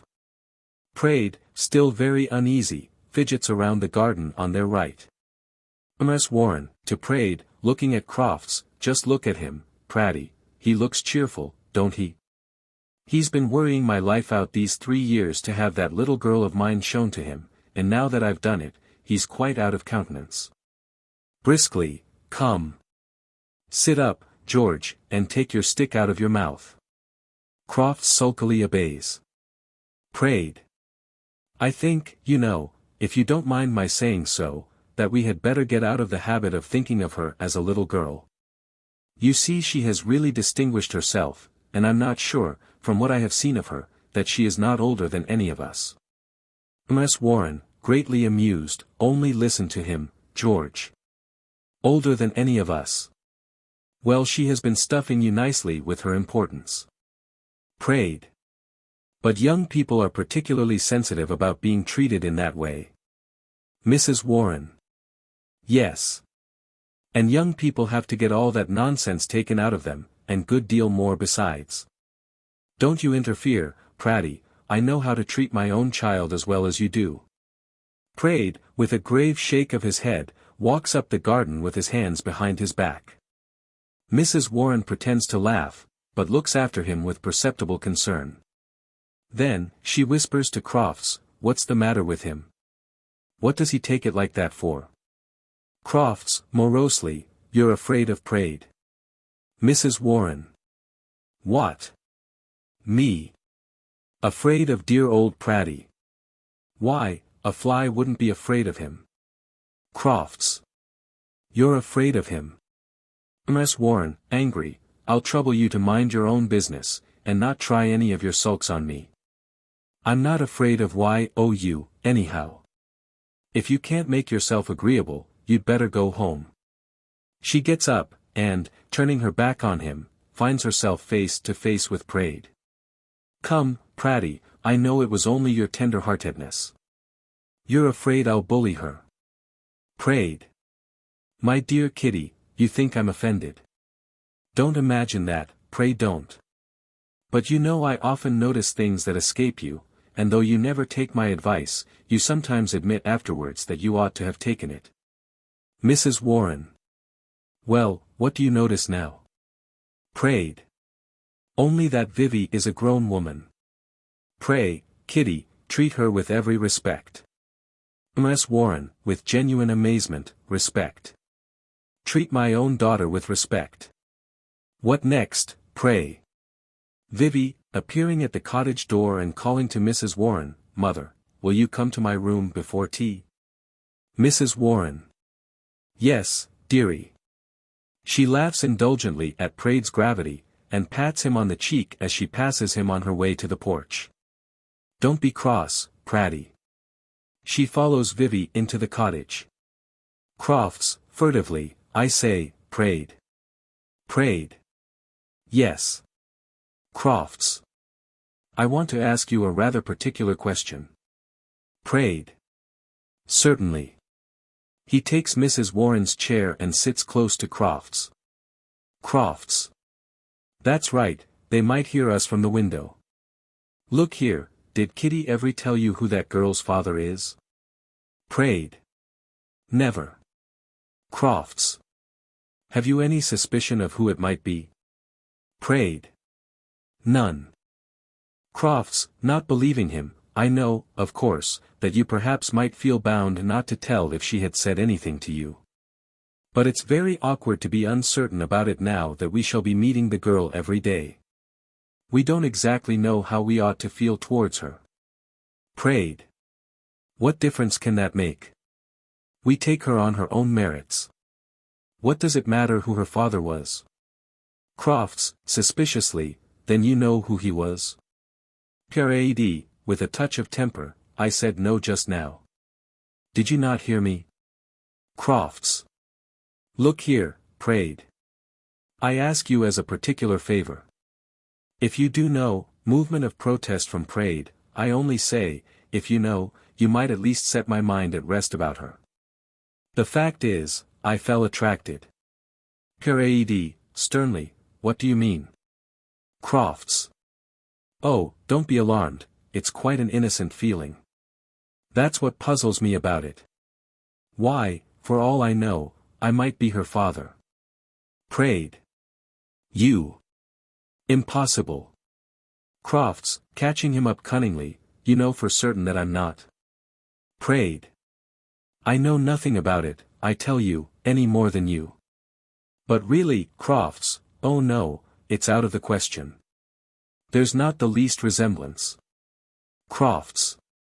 As to that, there's no resemblance between her and her mother that I can see. I suppose she's not our daughter, is she? Praed, rising indignantly, really, Crofts. Crofts. No offense, Praed. Quite allowable as between two men of the world. Praed, recovering himself with an effort and speaking gently and gravely, now listen to me, my dear Crofts. He sits down again. I have nothing to do with that side of Mrs. Warren's life, and never had. She has never spoken to me about it. And of course I have never spoken to her about it. Your delicacy will tell you that a handsome woman needs some friends who are not, well, not on that footing with her. The effect of her own beauty would become a torment to her if she could not escape from it occasionally. You are probably on much more confidential terms with Kitty than I am. Surely you can ask her the question yourself. Crofts. I have asked her, often enough. But she's so determined to keep the child all to herself that she would deny that it ever had a father if she could. Rising, I'm thoroughly uncomfortable about it, Praed. Praed, rising also, well, as you are, at all events, old enough to be her father, I don't mind agreeing that we both regard Miss Vivie in a parental way, as a young girl who we are bound to protect and help. What do you say? Crofts, aggressively, I'm no older than you, if you come to that. Praed. Yes you are, my dear fellow, you were born old. I was born a boy, I've never been able to feel the assurance of a grown-up man in my life. He folds his chair and carries it to the porch. Ms. Warren, calling from within the cottage, Praed d. George. Taa. Crofts, hastily, she's calling us. He hurries in. Praed shakes his head bodingly, and is following Crofts when he is hailed by a young gentleman who has just appeared on the common, and is making for the gate.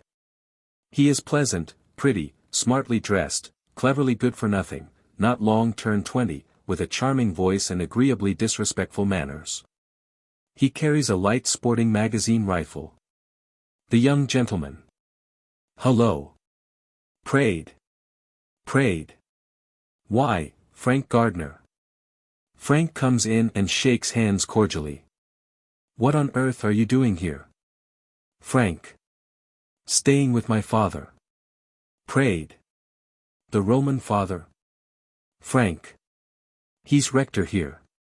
I'm living with my people this autumn for the sake of economy. Things came to a crisis in July, the Roman father had to pay my debts. He's stony broke in consequence, and so am I. What are you up to in these parts? Do you know the people here? Praed. Yes, I'm spending the day with a Miss Warren. Frank, enthusiastically, what? Do you know Vivie? Isn't she a jolly girl? I'm teaching her to shoot with this, putting down the rifle. I'm so glad she knows you, you're just the sort of fellow she ought to know. He smiles, and raises the charming voice almost to a singing tone as he exclaims, It's Eve so jolly to find you here, Praed. Praed. I'm an old friend of her mother. Mrs. Warren brought me over to make her daughter's acquaintance. Frank. The mother. Is she here? Praed. Yes, inside, at tea. Miss Warren, calling from within, Praed. The tea cake'll be cold. Praed, calling, yes, Mrs. Warren. In a moment. I've just met a friend here. Mrs. Warren. A what? Praed, louder, a friend. Mrs. Warren. Bring him in. Praed. All right. To Frank, will you accept the invitation? Frank, incredulous, but immensely amused, is that Vivie's mother? Praed. Yes. Frank. By Jove. What a lark. Do you think she'll like me? Praed. I've no doubt you'll make yourself popular, as usual. Come in and try, moving towards the house. Frank. Stop a bit. Seriously, I want to take you into my confidence. Praed. Pray don't. It's only some fresh folly, like the barmaid at Red Hill. Frank. It's ever so much more serious than that. You say you've only just met Vivie for the first time? Praed. Yes. Frank, rhapsodically, then you can have no idea what a girl she is. Such character. Such sense. And her cleverness. Oh, my eye, Praed, but I can tell you she is clever. And, need I add, she loves me. Crofts, putting his head out of the window, I say, Praed, what are you about? Do come along. He disappears. Frank. Hello. Sort of chap that would take a prize at a dog show, ain't he? Who's he? Praed. Sir George Crofts, an old friend of Mrs. Warren's. I think we had better come in. On their way to the porch they are interrupted by a call from the gate. Turning, they see an elderly clergyman looking over it. The clergyman, calling, Frank. Frank. Hello. To Praed, the Roman father. To the clergyman, yes, governor, all right, presently. To Praed, look here, Praed, you'd better go into tea. I'll join you directly. Praed. Very good. He goes into the cottage. The clergyman remains outside the gate, with his hands on the top of it. The Reverend Samuel Gardner, a beneficed clergyman of the established church, is over 50. Externally he is pretentious, booming, noisy, important. Really he is that obsolescent phenomenon, the fool of the family dumped on the church by his father the patron, clamorously asserting himself as father and clergyman without being able to command respect in either capacity. Rev. S.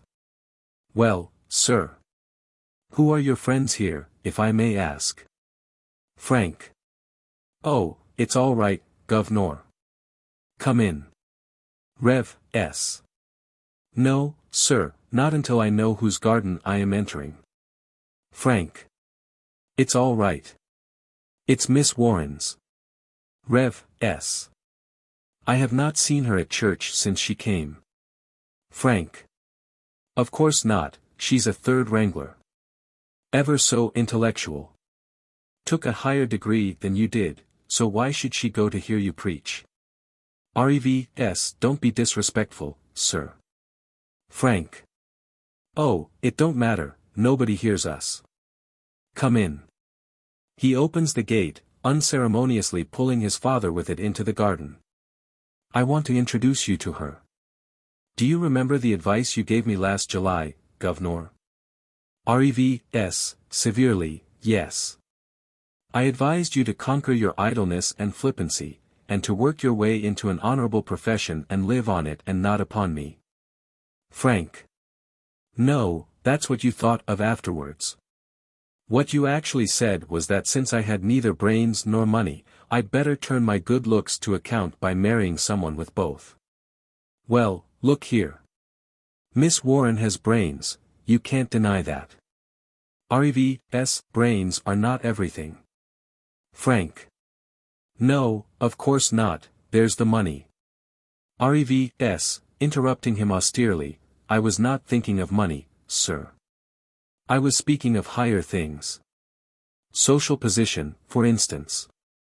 Frank. I don't care a rap about that. Rev. S. But I do, sir. Frank.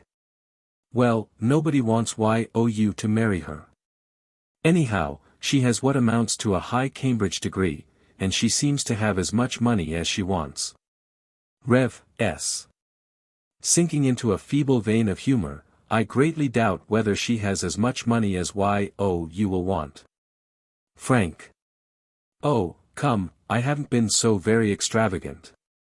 I live ever so quietly, I don't drink, I don't bet much.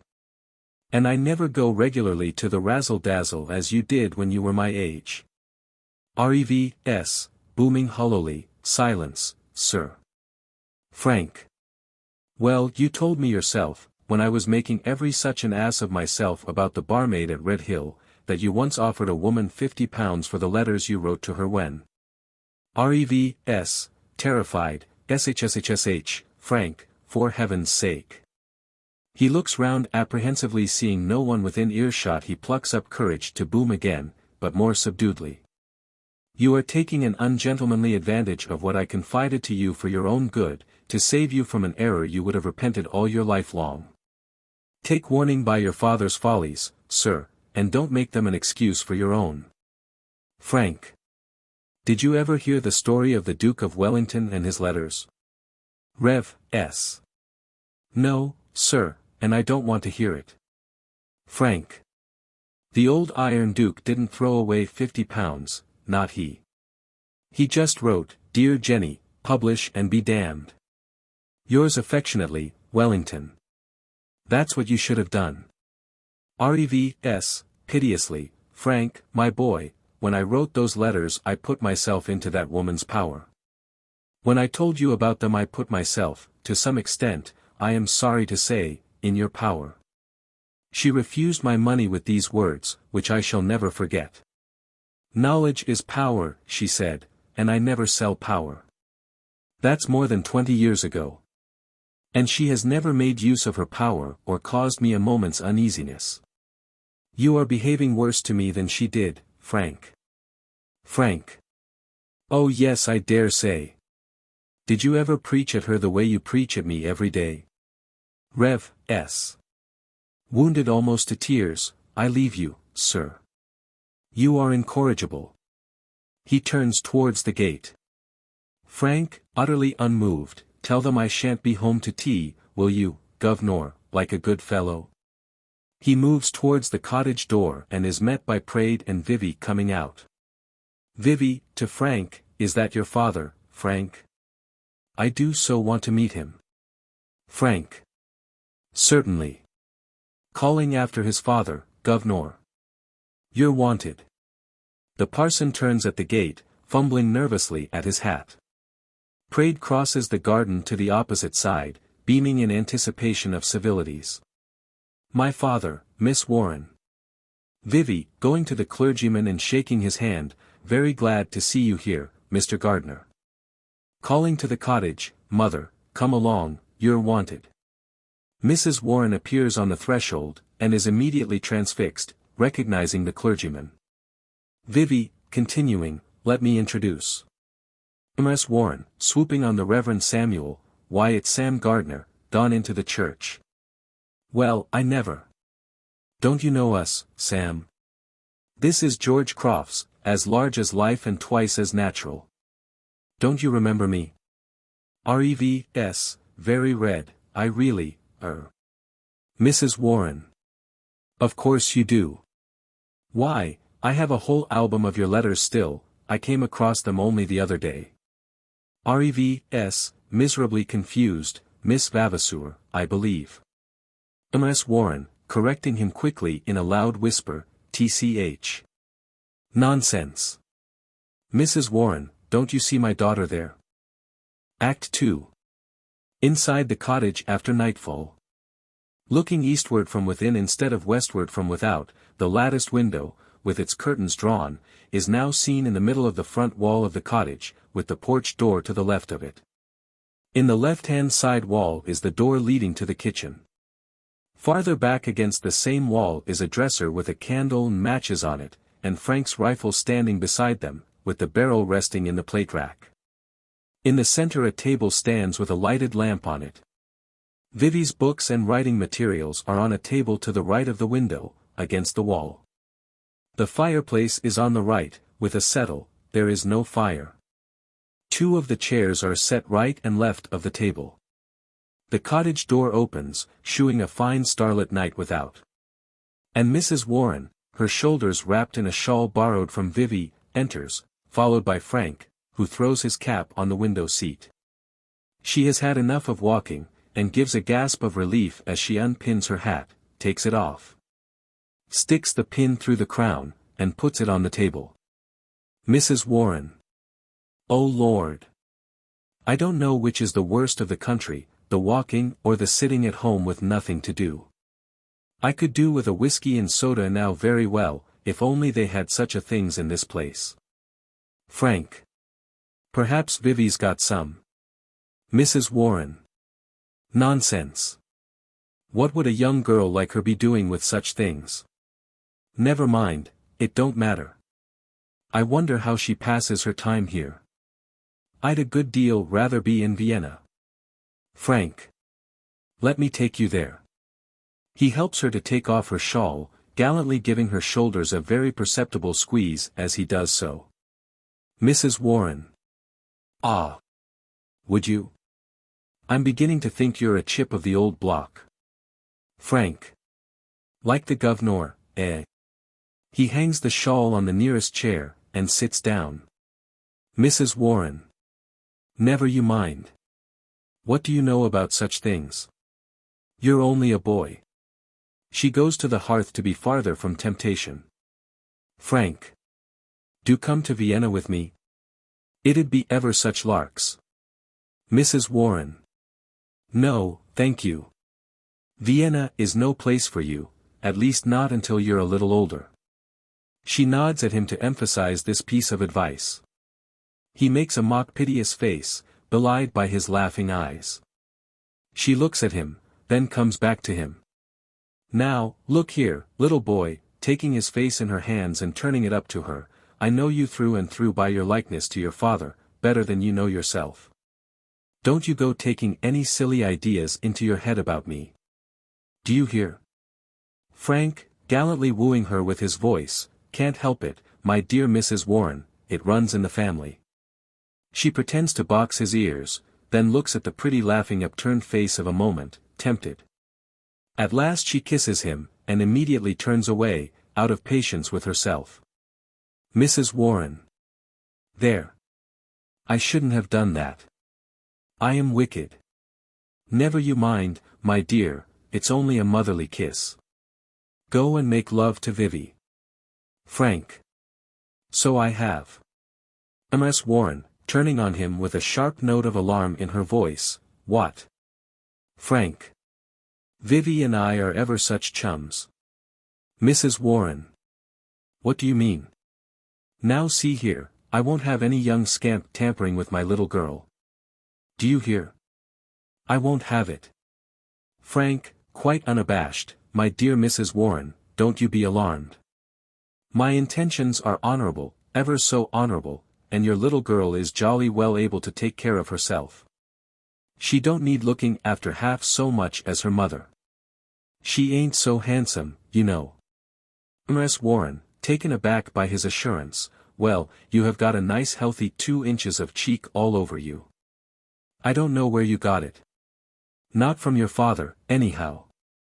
Crofts, in the garden, the gypsies, I suppose. Revs, replying, the broomsquires are far worse. Miss Warren, to Frank, SSH. Remember. You've had your warning. Crofts and the Reverend Samuel Gardner come in from the garden, the clergyman continuing his conversation as he enters. Rev. S. The perjury at the Winchester Assizes is deplorable. Mrs. Warren. Well. What became of you two? And where's Praed and Vivie? Crofts, putting his hat on the settle and his stick in the chimney corner, they went up the hill. We went to the village. I wanted a drink. He sits down on the settle, putting his legs up along the seat. Mrs. Warren. Well, she oughtn't to go off like that without telling me. To Frank, get your father a chair. Frank, where are your manners? Frank springs up and gracefully offers his father his chair. Then takes another from the wall and sits down at the table, in the middle, with his father on his right and Mrs. Warren on his left. George, where are you going to stay tonight? You can't stay here. And what's Praed going to do? Crofts. Gardner'll put me up. Mrs. Warren.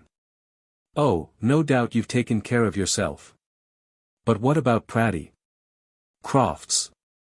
Don't know. I suppose he can sleep at the inn. Mrs. Warren. Haven't you room for him, Sam?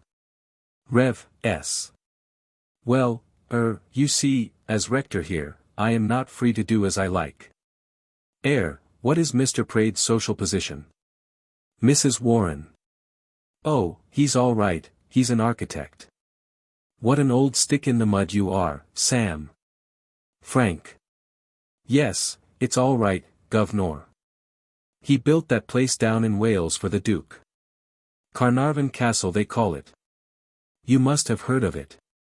He winks with lightning smartness at Mrs. Warren, and regards his father blandly. Rev. S. Oh, in that case, of course we shall only be too happy. I suppose he knows the Duke personally. Frank. Oh, ever so intimately. We can stick him in Georgina's old room. Mrs. Warren. Well, that's settled. Now if those two would only come in and let us have supper. They've no right to stay out after dark like this. Crofts, aggressively, what harm are they doing you? Mrs. Warren. Well, harm or not, I don't like it. Frank. Better not wait for them, Mrs. Warren. Praed will stay out as long as possible. He has never known before what it is to stray over the heath on a summer night with my Vivie. Crofts, sitting up in some consternation, I say, you know. Come. Rev. S. Rising, startled out of his professional manner into real force and sincerity, Frank, once and for all, it's out of the question. Mrs. Warren will tell you that it's not to be thought of. Crofts. Of course not. Frank, with enchanting placidity, is that so, Mrs. Warren? Miss Warren, reflectively, well, Sam, I don't know. If the girl wants to get married, no good can come of keeping her unmarried. Revs, astounded, but married to him. Your daughter to my son. Only think, it's impossible. Crofts. Of course it's impossible. Don't be a fool, Kitty. Miss Warren, nettled, why not? Isn't my daughter good enough for your son? Rev. S. But surely, my dear Mrs. Warren, you know the reasons. Miss Warren, defiantly, I know no reasons. If you know any, you can tell them to the lad, or to the girl, or to your congregation, if you like. Rev. S. Collapsing helplessly into his chair, you know very well that I couldn't tell anyone the reasons. But my boy will believe me when I tell him their are reasons. Frank. Quite right, Dad, he will. But has your boy's conduct ever been influenced by your reasons? Crofts. You can't marry her, and that's all about it. He gets up and stands on the hearth, with his back to the fireplace, frowning determinedly. Miss Warren, turning on him sharply, what have you got to do with it, pray? Frank, with his prettiest lyrical cadence, precisely what I was going to ask, myself, in my own graceful fashion. Crofts, to Mrs. Warren, I suppose you don't want to marry the girl to a man younger than herself and without either a profession or tuppence to keep her on. Ask Sam, if you don't believe me. To the parson, how much more money are you going to give him? Rev. S. Not another penny. He has had his patrimony, and he spent the last of it in July. Mrs. Warren's face falls. Crofts, watching her, there. I told you. He resumes his place on the settle and puts his legs on the seat again, as if the matter were finally disposed of. Frank, plaintively, this is ever so mercenary. Do you suppose Miss Warren's going to marry for money? If we love one another. Mrs. Warren. Thank you. Your love's a pretty cheap commodity, my lad. If you have no means of keeping a wife, that settles it, you can't have Vivie. Frank, much amused, what do I owe you say, governor, eh? Rev. S. I agree with Mrs. Warren. Frank. And good old Crofts has already expressed his opinion. Crofts, turning angrily on his elbow, look here, I want none of your cheek. Frank, pointedly, are so sorry to surprise you, Crofts. But you allowed yourself the liberty of speaking to me like a father a moment ago. One father is enough, thank you. Crofts, contemptuously, yah. He turns away again. Frank, rising, Mrs. Warren, I cannot give my Vivie up, even for your sake. Miss Warren, muttering, young scamp. Frank, continuing, and as you no doubt intend to hold out other prospects to her, I shall lose no time in placing my case before her. They stare at him. And he begins to declaim gracefully, he either fears his fate too much, or his deserts are small, that dares not put it to the touch, to gain or lose it all. The cottage doors open whilst he is reciting, and Vivie and Praed come in. He breaks off. Praed puts his hat on the dresser. There is an immediate improvement in the company's behavior. Crofts takes down his legs from the settle and pulls himself together as Praed joins him at the fireplace. Mrs. Warren loses her ease of manner and takes refuge in querulousness. Mrs. Warren. Wherever have you been, Vivie? Vivie, taking off her hat and throwing it carelessly on the table, on the hill. Mrs. Warren. Well, you shouldn't go off like that without letting me know. How could I tell what had become of you? And night coming on too. Vivie, going to the door of the kitchen and opening it, ignoring her mother, now, about supper. All rise except Mrs. Warren, we shall be rather crowded in here, I'm afraid. Mrs. Warren. Did you hear what I said, Vivie? Vivie, quietly, yes, mother. Reverting to the supper difficulty, how many are we? Counting, 1, 2, 3, 4, 5, 6. Well, 2 will have to wait until the rest are done, Mrs. Allison has only plates and knives for 4. Praed. Oh, it doesn't matter about me. Vivie. You have had a long walk and are hungry, Mr. Praed, you shall have your supper at once. I can wait myself. I want one person to wait with me. Frank, are you hungry? Frank. Not the least in the world. Completely off my peck, in fact. Ms. Warren, to Crofts, neither are you, George. You can wait. Crofts.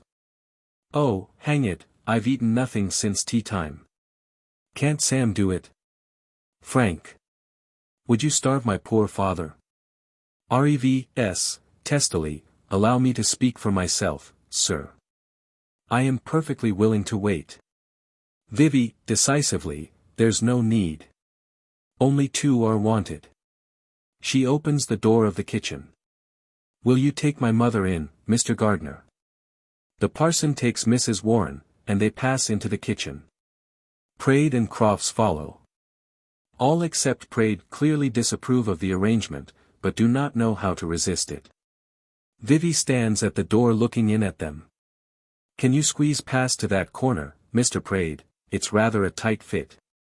Take care of your coat against the whitewash, that right. Now, are you all comfortable? Praed, within, quite, thank you. Ms. Warren, within, leave the door open, dearie. Vivie frowns. But Frank checks her with a gesture, and steals to the cottage door, which he softly sets wide open. Oh lor, what a draught. You'd better shut it, dear. Vivie shuts it with a slam, and then, noting with disgust that her mother's hat and shawl are lying about, takes them tidily to the window seat, whilst Frank noiselessly shuts the cottage door. Frank, exulting, aha. Got rid of M. Well, Vivums, what do you think of my governor? Vivie, preoccupied and serious, I've hardly spoken to him. He doesn't strike me as a particularly able person. Frank. Well, you know, the old man is not altogether such a fool as he looks. You see, he was shoved into the church, rather, and in trying to live up to it he makes a much bigger ass of himself than he really is. I don't dislike him as much as you might expect. He means well. How do you think you'll get on with him? Vivie, rather grimly, I don't think my future life will be much concerned with him, or with any of that old circle of my mother's, except perhaps Praed.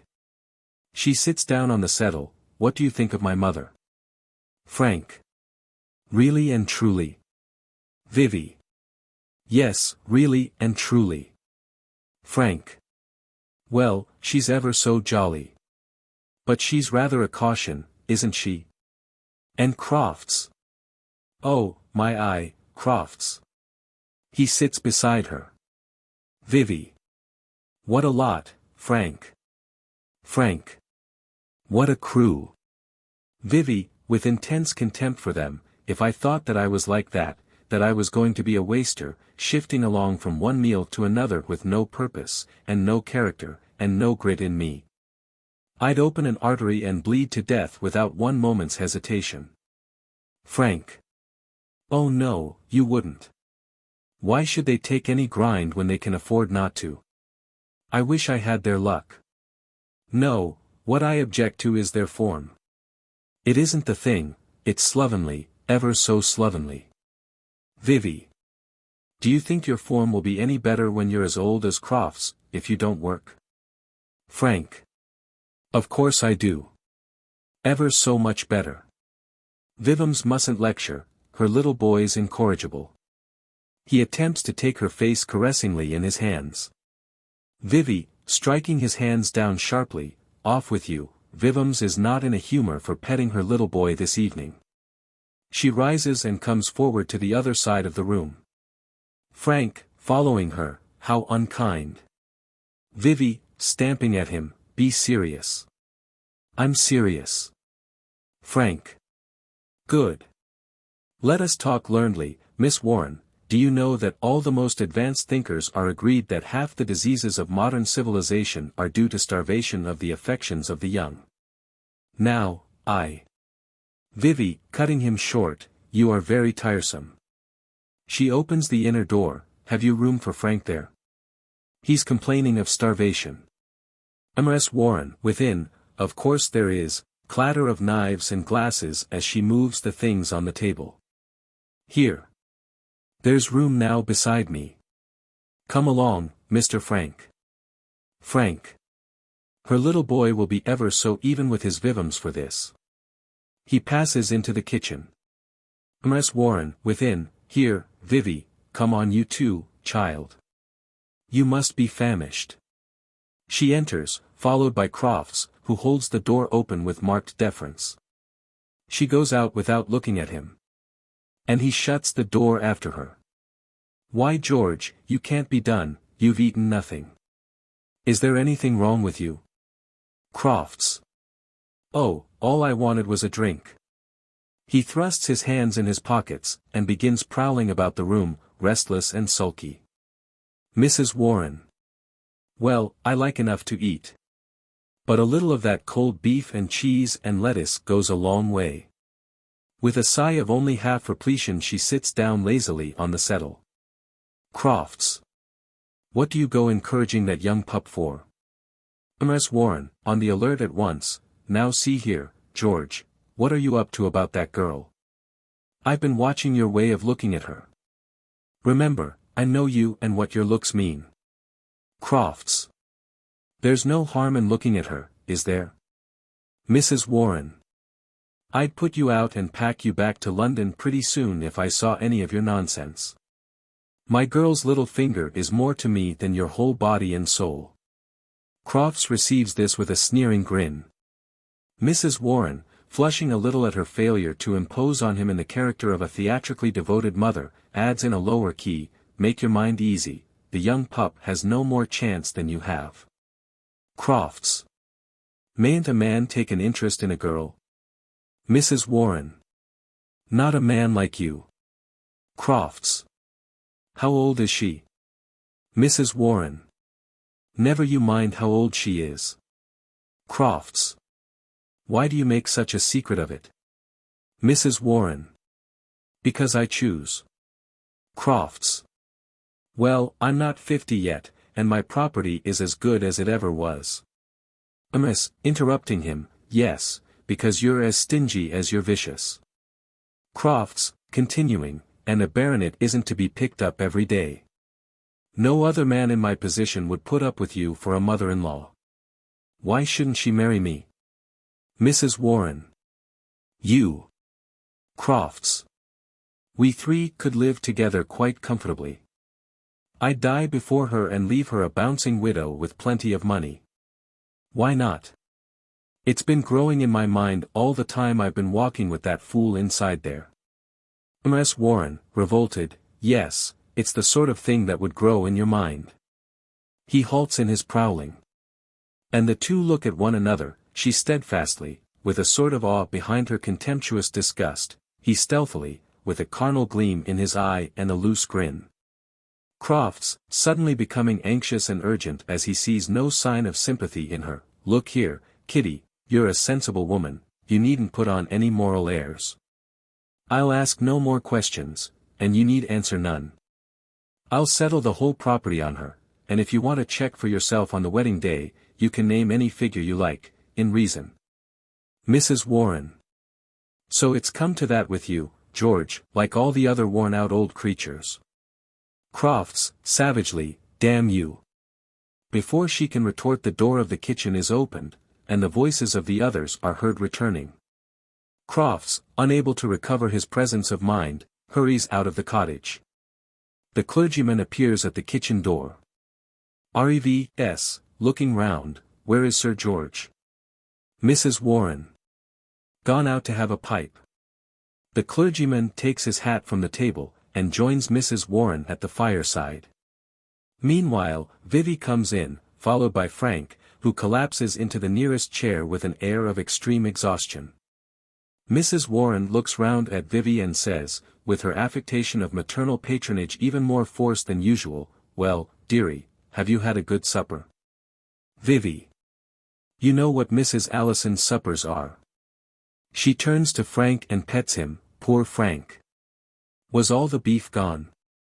Did it get nothing but bread and cheese and ginger beer? Seriously, as if she had done quite enough trifling for one evening, her butter is really awful. I must get some down from the stores. Frank. Do, in heaven's name. Vivie goes to the writing table and makes a memorandum to order the butter. Praed comes in from the kitchen, putting up his handkerchief, which he has been using as a napkin. "Rev. Frank, my boy, it is time for us to be thinking of home. Your mother does not know yet that we have visitors." Praed. "I'm afraid we're giving trouble." Frank, rising, "Not the least in the world, my mother will be delighted to see you. She's a genuinely intellectual artistic woman. And she sees nobody here from one year's end to another except the governor, so you can imagine how jolly dull it pans out for her." To his father, "Why you are not intellectual or artistic, are you, pater? So take Praed home at once. And I'll stay here and entertain Mrs. Warren. You'll pick up Crofts in the garden. He'll be excellent company for the bullpup."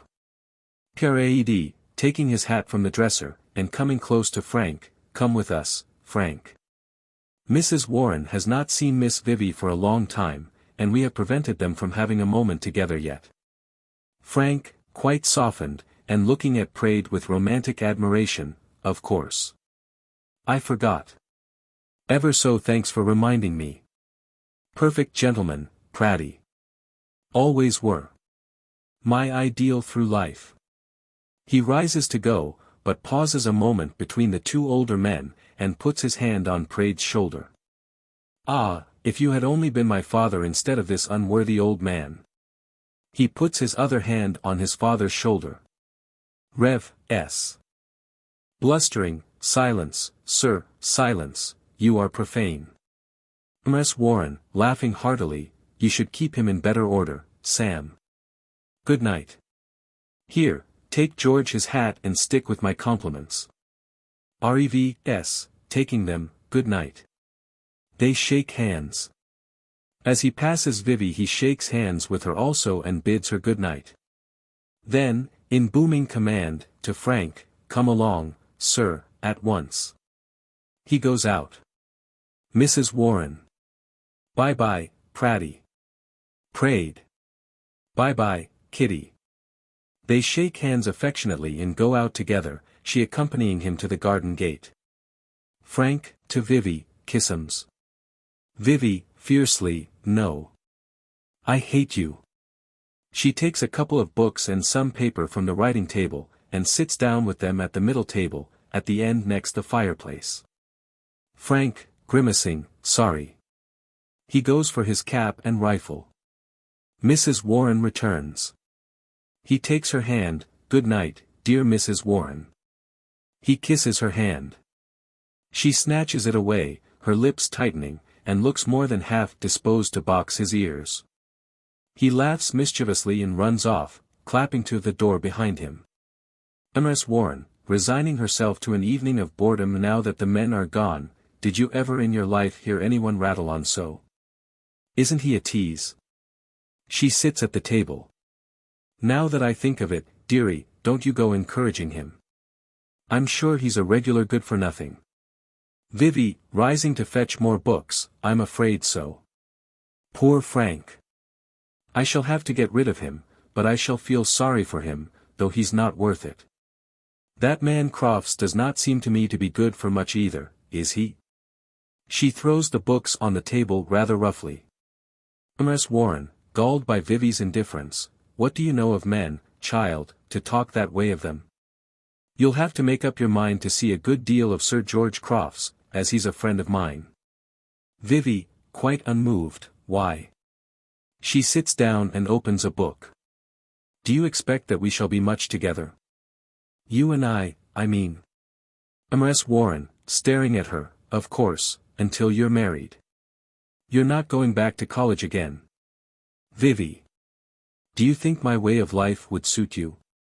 "I doubt it." Mrs. Warren. "Why your way of life? What do you mean?" Vivie, cutting a page of her book with the paper knife on her chatelaine, "Has it really never occurred to you, mother, that I have a way of life like other people?" Mrs. Warren. "What nonsense is this you're trying to talk? Do you want to shew your independence, now that you're a great little person at school? Don't be a fool, child." Vivie, indulgently, that's all you have to say on the subject, is it, mother?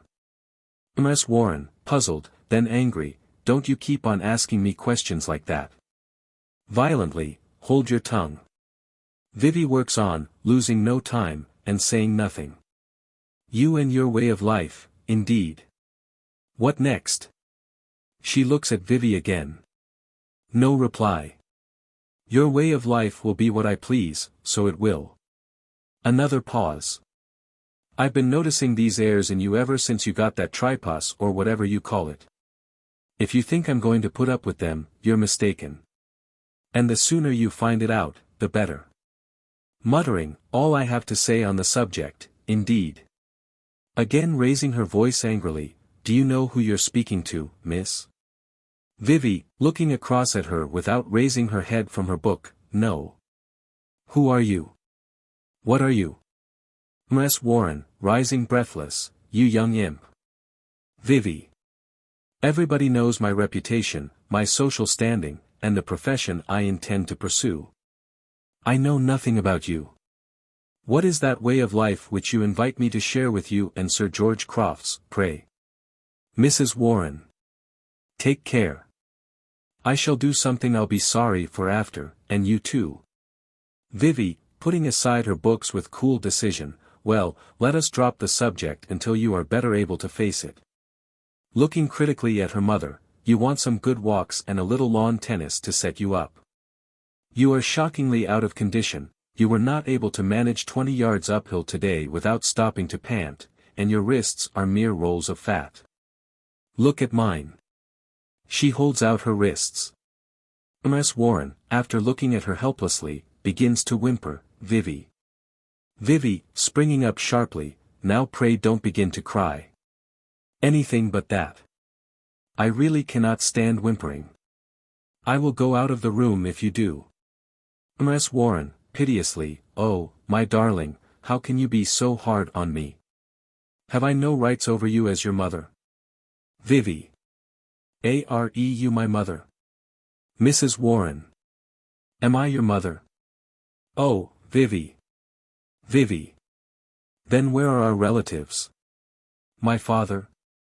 Our family friends? You claim the rights of a mother, the right to call me fool and child, to speak to me as no woman in authority over me at college dare speak to me, to dictate my way of life. And to force on me the acquaintance of a brute whom anyone can see to be the most vicious sort of London man about town. Before I give myself the trouble to resist such claims, I may as well find out whether they have any real existence.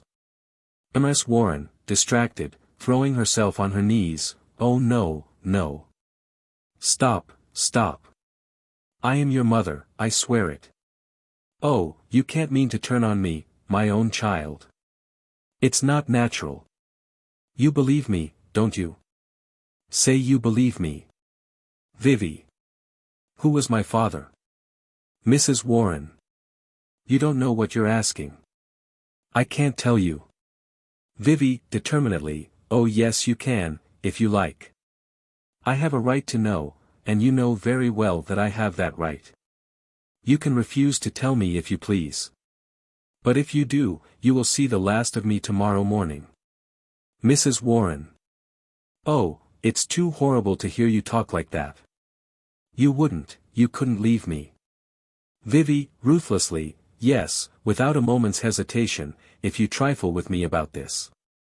Shivering with disgust, how can I feel sure that I may not have the contaminated blood of that brutal waster in my veins? Mrs. Warren. No, no. On my oath it's not he, nor any of the rest that you have ever met. I'm certain of that, at least.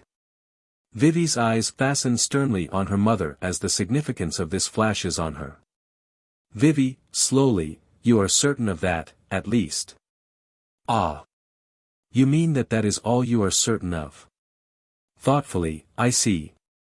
Mrs. Warren buries her face in her hands. Don't do that, mother, you know you don't feel it a bit. Mrs. Warren takes down her hands and looks up deplorably at Vivie, who takes out her watch and says, well, that is enough for tonight. At what hour would you like breakfast? Is 8:30 too early for you? Miss Warren, wildly, my God, what sort of woman are you? Vivie, coolly, the sort the world is mostly made of, I should hope. Otherwise I don't understand how it gets its business done.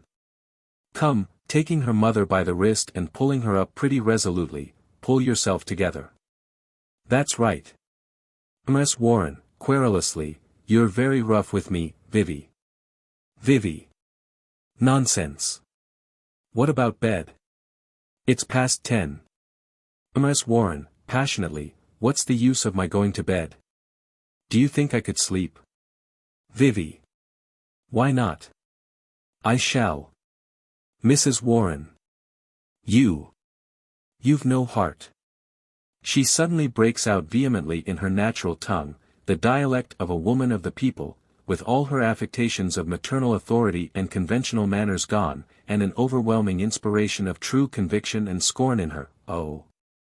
I won't bear it, I won't put up with the injustice of it. What right have you to set yourself up above me like this?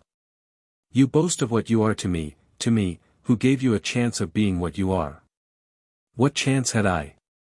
Shame on you for a bad daughter and a stuck-up prude. Vivie, sitting down with a shrug, no longer confident. For her replies, which have sounded sensible and strong to her so far, now begin to ring rather woodenly and even priggishly against the new tone of her mother. Don't think for a moment I set myself above you in any way.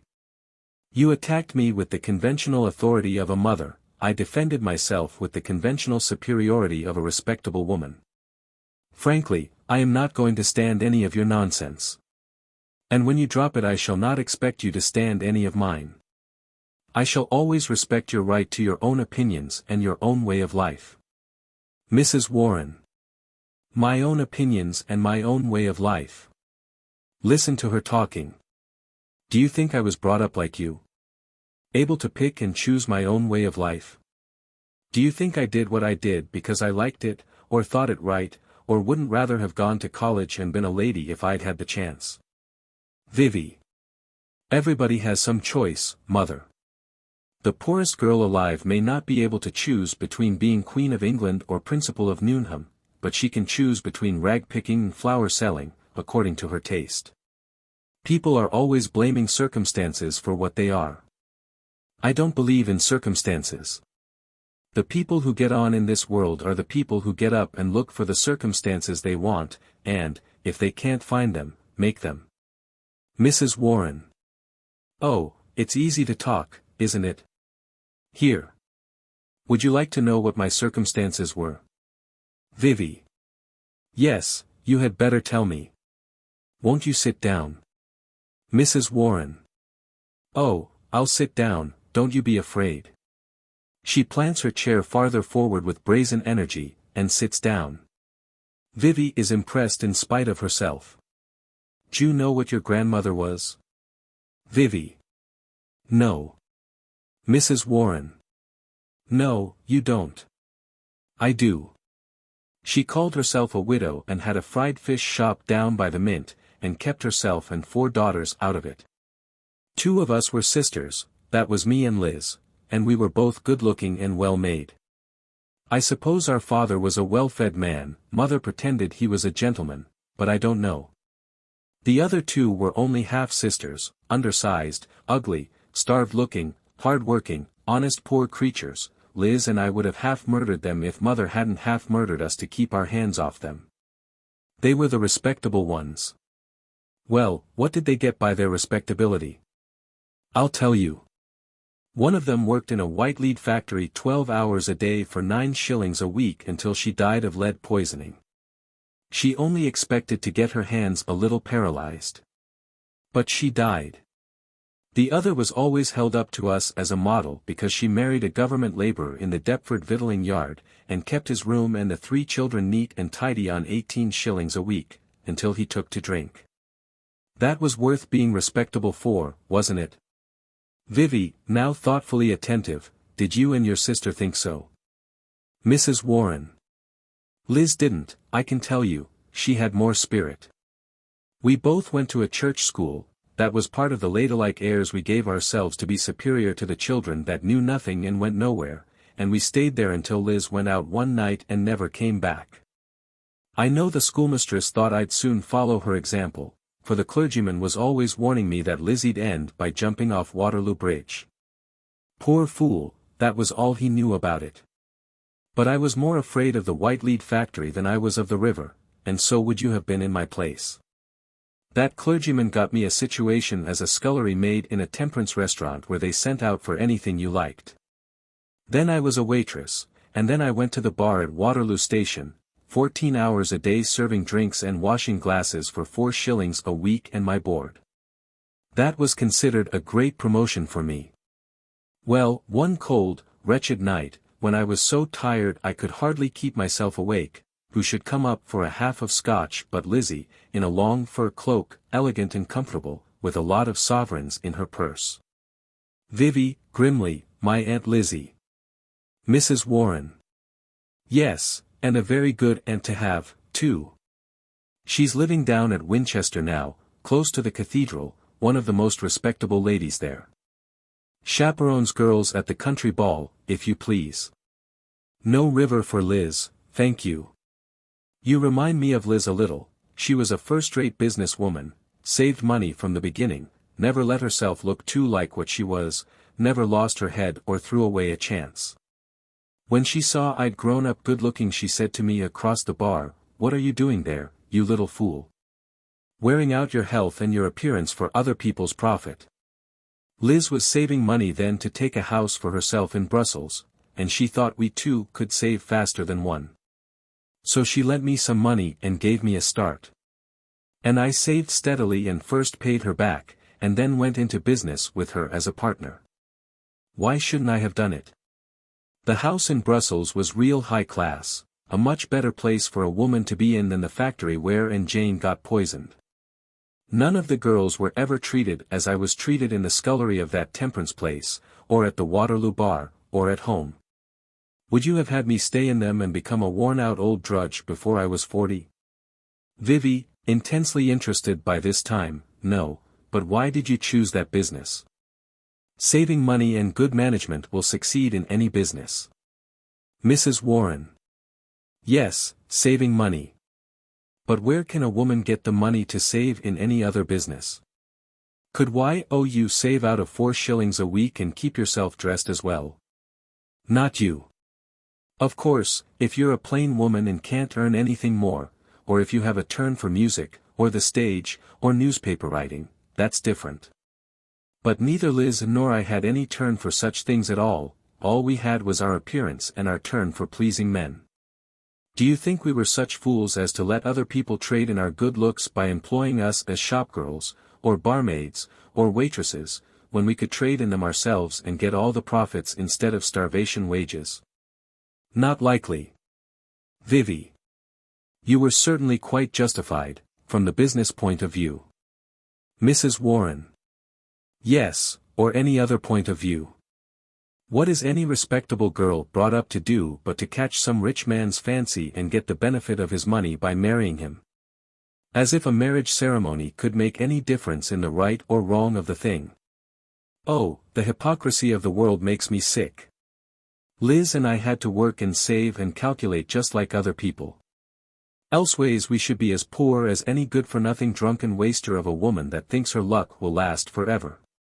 With great energy, I despise such people, they've no character, and if there's a thing I hate in a woman, it's want of character. Vivie. Come now, mother, frankly.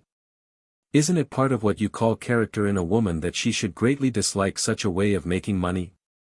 Mrs. Warren. Why, of course. Everybody dislikes having to work and make money. But they have to do it all the same. I'm sure I've often pitied a poor girl, tired out and in low spirits. Having to try to please some man that she doesn't care 2 straws for, some half-drunken fool that thinks he's making himself agreeable when he's teasing and worrying and disgusting a woman so that hardly any money could pay her for putting up with it.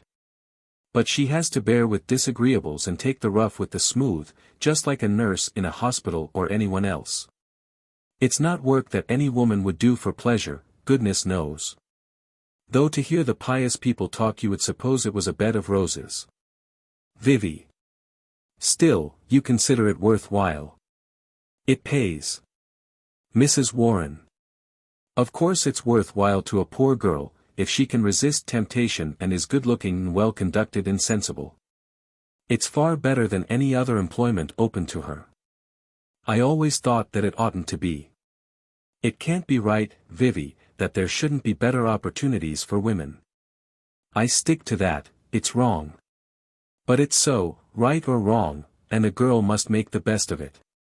But of course it's not worth-while for a lady. If you took to it you'd be a fool, but I should have been a fool if I'd taken to anything else. Vivie, more and more deeply moved, Mother, suppose we were both as poor as you were in those wretched old days, are you quite sure that you wouldn't advise me to try the Waterloo Bar, or marry a laborer, or even go into the factory? Mrs. Warren, indignantly, of course not. What sort of mother do you take me for? How could you keep your self-respect in such starvation and slavery? And what's a woman worth? What's life worth? Without self-respect. Why am I independent and able to give my daughter a first-rate education, when other women that had just as good opportunities are in the gutter? Because I always knew how to respect myself and control myself. Why is Liz looked up to in a cathedral town? The same reason. Where would we be now if we'd minded the clergyman's foolishness? Scrubbing floors for 1 and 6 a day and nothing to look forward to but the workhouse infirmary. Don't you be led astray by people who don't know the world, my girl. The only way for a woman to provide for herself decently is for her to be good to some man that can afford to be good to her. If she's in his own station of life, let her make him marry her, but if she's far beneath him she can't expect it, why should she? It wouldn't be for her own happiness. Ask any lady in London society that has daughters. And she'll tell you the same, except that I tell you straight and she'll tell you crooked. That's all the difference.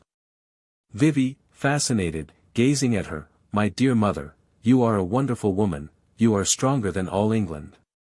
And are you really and truly not one wee bit doubtful, or ashamed? Mrs. Warren. Well, of course, dearie, it's only good manners to be ashamed of it, it's expected from a woman. Women have to pretend to feel a great deal that they don't feel. Liz used to be angry with me for plumping out the truth about it. She used to say that when every woman could learn enough from what was going on in the world before her eyes, there was no need to talk about it to her. But then Liz was such a perfect lady. She had the true instinct of it, while I was always a bit of a vulgarian. I used to be so pleased when you sent me your photos to see that you were growing up like Liz, you've just her ladylike, determined way. But I can't stand saying one thing when everyone knows I mean another. What's the use in such hypocrisy? If people arrange the world that way for women, there's no good pretending it's arranged the other way. No, I never was a bit ashamed really. I consider I had a right to be proud of how we managed everything so respectably, and never had a word against us, and how the girls were so well taken care of. Some of them did very well, one of them married an ambassador. But of course now I daren't talk about such things, whatever would they think of us? She yawns. Oh dear. I do believe I'm getting sleepy after all. She stretches herself lazily, thoroughly relieved by her explosion, and placidly ready for her night's rest. Vivie. I believe it is I who will not be able to sleep now. She goes to the dresser and lights the candle. Then she extinguishes the lamp, darkening the room a good deal. Better let in some fresh air before locking up. She opens the cottage door, and finds that it is broad moonlight. What a beautiful night. Look. She draws the curtains of the window. The landscape is seen bathed in the radiance of the harvest moon rising over Blackdown. Mrs. Warren, with a perfunctory glance at the scene, yes, dear, but take care you don't catch your death of cold from the night air. Vivie, contemptuously, nonsense. Mrs. Warren, querulously, oh yes, everything I say is nonsense, according to you. Vivie, turning to her quickly, no, really that is not so, mother. You have got completely the better of me tonight, though I intended it to be the other way. Let us be good friends now. Miss Warren, shaking her head a little ruefully, so it has been the other way. But I suppose I must give in to it. I always got the worst of it from Liz, and now I suppose it'll be the same with you. Vivie. Well, never mind. Come, good night, dear old mother. She takes her mother in her arms. Miss Warren, fondly, I brought you up well, didn't I, dearie? Vivie. You did. Mrs. Warren. And you'll be good to your poor old mother for it, won't you? Vivie. I will, dear. Kissing her, good night. Miss Warren, with unction, blessings on my own dearie darling. A mother's blessing. She embraces her daughter protectingly, instinctively looking upward for divine sanction. Act 3. In the rectory garden next morning, with the sun shining from a cloudless sky. The garden wall has a 5-barred wooden gate, wide enough to admit a carriage, in the middle. Beside the gate hangs a bell on a coiled spring, communicating with a pole outside. The carriage drive comes down the middle of the garden and then swerves to its left, where it ends in a little gravelled circus opposite the rectory porch. Beyond the gate is seen the dusty high road, parallel with the wall, bounded on the farther side by a strip of turf and an unfenced pine wood. On the lawn, between the house and the drive, is a clipped yew tree, with a garden bench in its shade. On the opposite side the garden is shut in by a box hedge, and there is a little sundial on the turf, with an iron chair near it. A little path leads through the box hedge, behind the sundial. Frank, seated on the chair near the sundial, on which he has placed the morning paper, is reading the Standard.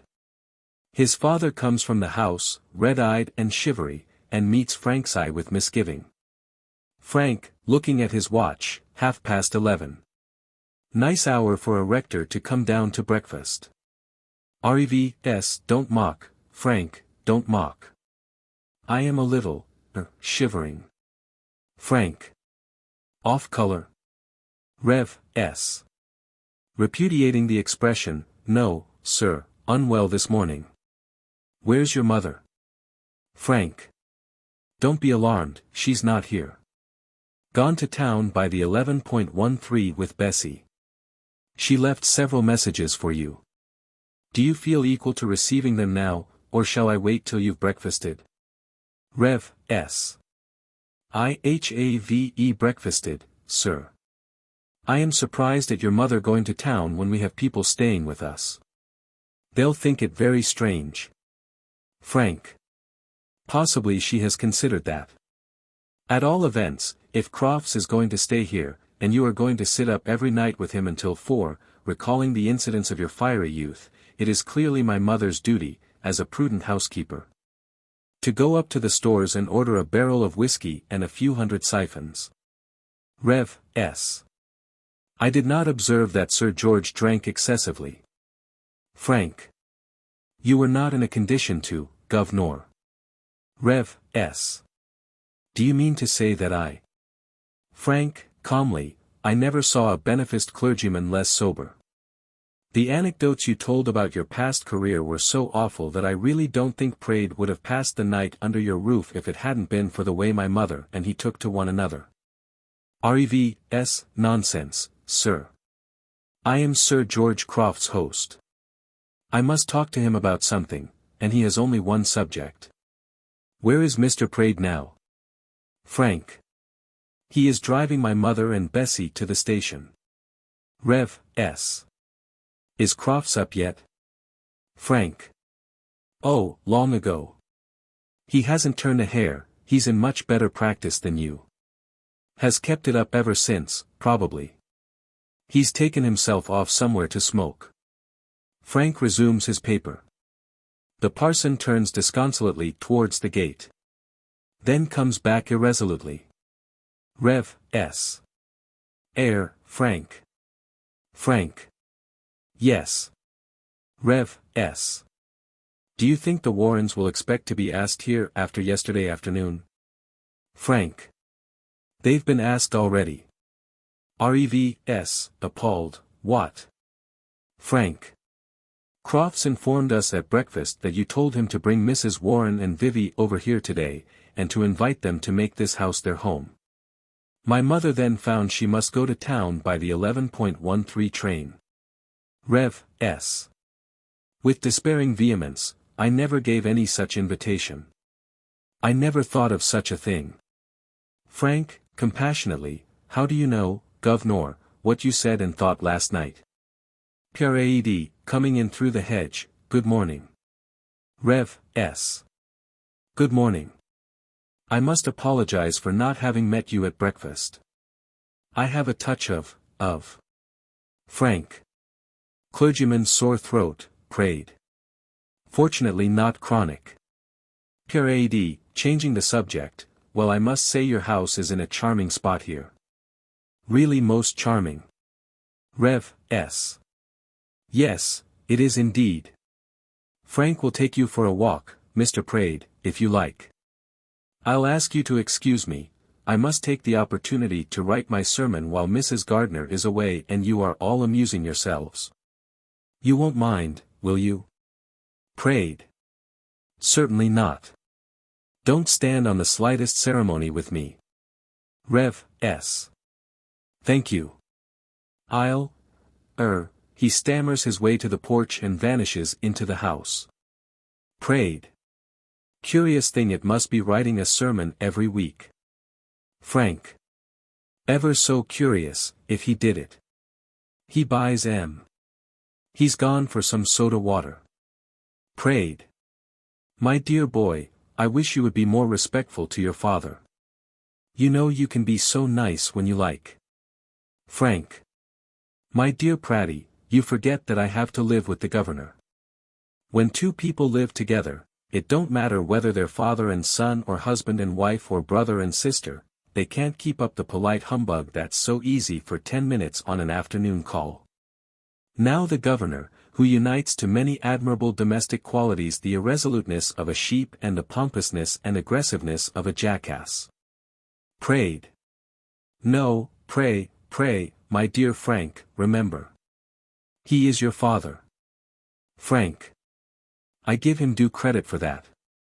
Rising and flinging down his paper, but just imagine his telling Crofts to bring the Warrens over here. He must have been ever so drunk. You know, my dear Praed, my mother wouldn't stand Mrs. Warren for a moment. Vivie mustn't come here until she's gone back to town. Praed. But your mother doesn't know anything about Mrs. Warren, does she? He picks up the paper and sits down to read it. Frank. I don't know. Her journey to town looks as if she did. Not that my mother would mind in the ordinary way, she has stuck like a brick to lots of women who had got into trouble. But they were all nice women. That's what makes the real difference. Mrs. Warren, no doubt, has her merits. But she's ever so rowdy, and my mother simply wouldn't put up with her. So, hello. This exclamation is provoked by the reappearance of the clergyman, who comes out of the house in haste and dismay. Rev. S. Frank, Mrs. Warren and her daughter are coming across the heath with Crofts, I saw them from the study windows. What am I to say about your mother? Frank. Stick on your hat and go out and say how delighted you are to see them. And that Frank's in the garden, and that Mother and Bessie have been called to the bedside of a sick relative, and were ever so sorry they couldn't stop, and that you hope Mrs. Warren slept well. Anne, say any blessed thing except the truth, and leave the rest to Providence. Rev. S. But how are we to get rid of them afterwards? Frank. There's no time to think of that now. Here. He bounds into the house. Rev. S. He's so impetuous. I don't know what to do with him, Mr. Praed. Frank, returning with a clerical felt hat, which he claps on his father's head. Now, off with you. Rushing him through the gate. Praed and I'll wait here, to give the thing an unpremeditated air. The clergyman, dazed but obedient, hurries off. Frank. We must get the old girl back to town somehow, Praed. Come. Honestly, dear Praed, do you like seeing them together? Praed. Oh, why not? Frank, his teeth on edge, don't it make your flesh creep ever so little? That wicked old devil, up to every villainy under the sun, I'll swear, and Vivie, ugh. Praed. Hush, pray. They're coming. The clergyman and Crofts are seen coming along the road, followed by Mrs. Warren and Vivie walking affectionately together. Frank. Look, she actually has her arm round the old woman's waist. It's her right arm, she began it. She's gone sentimental, by God. Ugh. Ugh. Now do you feel the creeps? The clergyman opens the gate, and Mrs. Warren and Vivie pass him and stand in the middle of the garden looking at the house. Frank, in an ecstasy of dissimulation, turns gaily to Mrs. Warren, exclaiming, ever so delighted to see you, Mrs. Warren. This quiet old rectory garden becomes you perfectly. Mrs. Warren. Well, I never. Did you hear that, George? He says I look well in a quiet old rectory garden. Revs, still holding the gate for Crofts, who loafs through it, heavily bored, you look well everywhere, Mrs. Warren. Frank. Bravo, Governor. Now look here, let's have a treat before lunch. First let's see the church. Everyone has to do that. It's a regular old 13th-century church, you know, the governor's ever so fond of it, because he got up a restoration fund and had it completely rebuilt 6 years ago. Praed will be able to shew its points. Praed, rising, certainly, if the restoration has left any to shew. Revs, mooning hospitably at them, I shall be pleased, I'm sure, if Sir George and Mrs. Warren really care about it. Mrs. Warren. Oh, come along and get it over. Crofts, turning back toward the gate, I've no objection. Rev.S. Not that way. We go through the fields, if you don't mind. Round here. He leads the way by the little path through the box hedge. Crofts. Oh, all right. He goes with the parson. Praed follows with Mrs. Warren.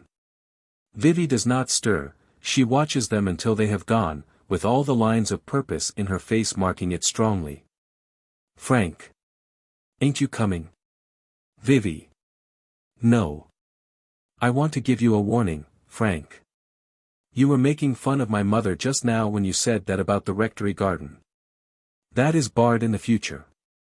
Please treat my mother with as much respect as you treat your own.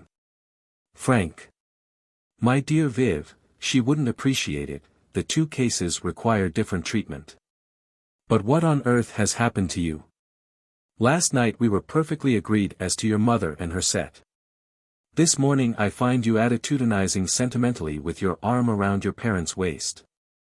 Vivie, flushing, attitudinizing. Frank. That was how it struck me. First time I ever saw you do a second-rate thing. Vivie, controlling herself, yes, Frank, there has been a change, but I don't think it a change for the worse. Yesterday I was a little prig. Frank. And today? Vivie, wincing. Then looking at him steadily, today I know my mother better than you do. Frank. Heaven forbid. Vivie. What do you mean? Frank. Viv, there's a freemasonry among thoroughly immoral people that you know nothing of. You've too much character. That's the bond between your mother and me, that's why I know her better than you'll ever know her. Vivie. You are wrong, you know nothing about her. If you knew the circumstances against which my mother had to struggle. Frank, adroitly finishing the sentence for her, I should know why she is what she is, shouldn't I? What difference would that make? Circumstances or no circumstances, Viv, you won't be able to stand your mother. Vivie, very angry, why not? Frank. Because she's an old wretch, Viv. If you ever put your arm around her waist in my presence again, I'll shoot myself there and then as a protest against an exhibition which revolts me. Vivie. Must I choose between dropping your acquaintance and dropping my mother's? Frank, gracefully, that would put the old lady at ever such a disadvantage. No, Viv, your infatuated little boy will have to stick to you in any case. But he's all the more anxious that you shouldn't make mistakes. It's no use, Viv, your mother's impossible. She may be a good sort, but she's a bad lot, a very bad lot. Vivie, hotly, Frank.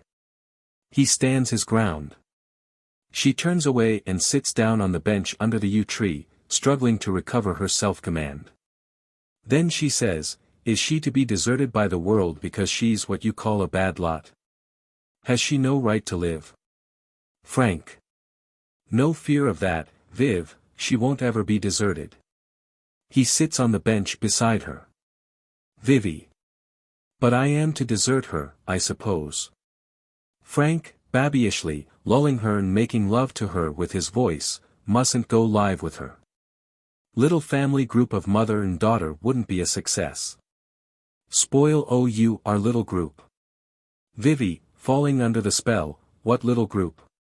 Frank. The babes in the wood, Vivie and little Frank. He nestles against her like a weary child. Let's go and get covered up with leaves. Vivie, rhythmically, rocking him like a nurse, fast asleep, hand in hand, under the trees. Frank. The wise little girl with her silly little boy. Vivie. The dear little boy with his dowdy little girl. Frank. Ever so peaceful, and relieved from the imbecility of the little boy's father and the questionableness of the little girl's. Vivie, smothering the word against her breast, shshshshsh. Little girl wants to forget all about her mother. They are silent for some moments, rocking one another. Then Vivie wakes up with a shock, exclaiming, what a pair of fools we are. Come, sit up. Gracious. Your hair. She smooths it. I wonder do all grown-up people play in that childish way when nobody is looking? I never did it when I was a child. Frank. Neither did I. You are my first playmate. He catches her hand to kiss it, but checks himself to look around first. Very unexpectedly, he sees Crofts emerging from the box hedge. Oh damn. Vivie. Why damn, dear? Frank, whispering, Here's this brute Crofts. He sits farther away from her with an unconcerned air. Crofts. Could I have a few words with you, Miss Vivie? Vivie. Certainly. Crofts, to Frank, you'll excuse me, Gardner. They're waiting for you in the church, if you don't mind. Frank, rising, anything to oblige you, Crofts, except church. If you should happen to want me, Bivens, ring the gate bell. He goes into the house with unruffled suavity. Crofts, watching him with a crafty air as he disappears, and speaking to Vivie with an assumption of being on privileged terms with her, pleasant young fellow that, Miss Vivie. Pity he has no money, isn't it? Vivie. Do you think so? Crofts. Well, what's he to do? No profession. No property. What's he good for? Vivie. I realize his disadvantages, Sir George. Crofts, a little taken aback at being so precisely interpreted, oh, it's not that. But while we're in this world we're in it. And money's money. Vivie does not answer. Nice day, isn't it? Vivie, with scarcely veiled contempt for this effort at conversation, very. Crofts, with brutal good humor, as if he liked her pluck, well that's not what I came to say. Sitting down beside her, now listen, Miss Vivie. I'm quite aware that I'm not a young lady's man. Vivie. Indeed, Sir George. Crofts. No, and to tell you the honest truth I don't want to be either. But when I say a thing I mean it. And when I feel a sentiment I feel it in earnest, and what I value I pay hard money for. That's the sort of man I am. Vivie. It does you great credit, I'm sure. Crofts. Oh, I don't mean to praise myself. I have my faults, heaven knows, no man is more sensible of that than I am. I know I'm not perfect, that's one of the advantages of being a middle-aged man, for I'm not a young man, and I know it. But my code is a simple one, and, I think, a good one. Honor between man and man, fidelity between man and woman, and no cant about this religion or that religion, but an honest belief that things are making for good on the whole. Vivie, with biting irony, a power, not ourselves, that makes for righteousness, eh? Crofts, taking her seriously, oh certainly. Not ourselves, of course. Why, oh you understand what I mean. Well, now as to practical matters. You may have an idea that I've flung my money about, but I haven't. I'm richer today than when I first came into the property. I've used my knowledge of the world to invest my money in ways that other men have overlooked. And whatever else I may be, I'm a safe man from the money point of view. Vivie. It's very kind of you to tell me all this. Crofts. Oh well, come, Miss Vivie, you needn't pretend you don't see what I'm driving at. I want to settle down with a Lady Crofts. I suppose you think me very blunt, eh? Vivie. Not at all, I am very much obliged to you for being so definite and businesslike. I quite appreciate the offer, the money, the position, Lady Crofts, and so on. But I think I will say no, if you don't mind, I'd rather not. She rises, and strolls across to the sundial to get out of his immediate neighborhood. Crofts, not at all discouraged, and taking advantage of the additional room left him on the seat to spread himself comfortably, as if a few preliminary refusals were part of the inevitable routine of courtship, I'm in no hurry. It was only just to let you know in case young Gardner should try to trap you. Leave the question open. Vivie, sharply, my no is final. I won't go back from it. Crofts is not impressed. He grins. Leans forward with his elbows on his knees to prod with his stick at some unfortunate insect in the grass, and looks cunningly at her. She turns away impatiently. Crofts. I'm a good deal older than you. 25 years, quarter of a century. I shan't live forever, and I'll take care that you shall be well off when I'm gone. Vivie. I am proof against even that inducement, Sir George. Don't you think you'd better take your answer? There is not the slightest chance of my altering it. Crofts, rising, after a final slash at a daisy, and coming nearer to her, well, no matter. I could tell you some things that would change your mind fast enough, but I won't, because I'd rather win you by honest affection. I was a good friend to your mother, ask her whether I wasn't. She'd never have made the money that paid for your education if it hadn't been for my advice and help, not to mention the money I advanced her. There are not many men who would have stood by her as I have. I put not less than £40,000 into it, from first to last. Vivie, staring at him, do you mean to say that you were my mother's business partner? Crofts. Yes. Now just think of all the trouble and the explanations it would save if we were to keep the whole thing in the family, so to speak. Ask your mother whether she'd like to have to explain all her affairs to a perfect stranger. Vivie. I see no difficulty, since I understand that the business is wound up, and the money invested. Crofts, stopping short, amazed, wound up. Wind up a business that's paying 35% in the worst years. Not likely. Who told you that? Vivie, her color quite gone, do you mean that it is still? She stops abruptly, and puts her hand on the sundial to support herself. Then she gets quickly to the iron chair and sits down. What business are you talking about? Crofts. Well, the fact is it's not what would considered exactly a high-class business in my set, the country set, you know. Oh, you art said it will be if you think better of my offer. Not that there's any mystery about it, don't think that. Of course you know by your mother's being in it that it's perfectly straight and honest. I've known her for many years, and I can say of her that she'd cut off her hands sooner than touch anything that was not what it ought to be. I'll tell you all about it if you like. I don't know whether you've found in traveling how hard it is to find a really comfortable private hotel. Vivie, sickened, averting her face, yes, go on. Crofts. Well, that's all it is. Your mother has got a genius for managing such things. We've got 2 in Brussels, 1 in Ostend, 1 in Vienna, and 2 in Budapest. Of course there are others besides ourselves in it, but we hold most of the capital. And your mother's indispensable as managing director. You've noticed, I dare say, that she travels a good deal. But you see you can't mention such things in society. Once let out the word hotel and everybody thinks you keep a public house.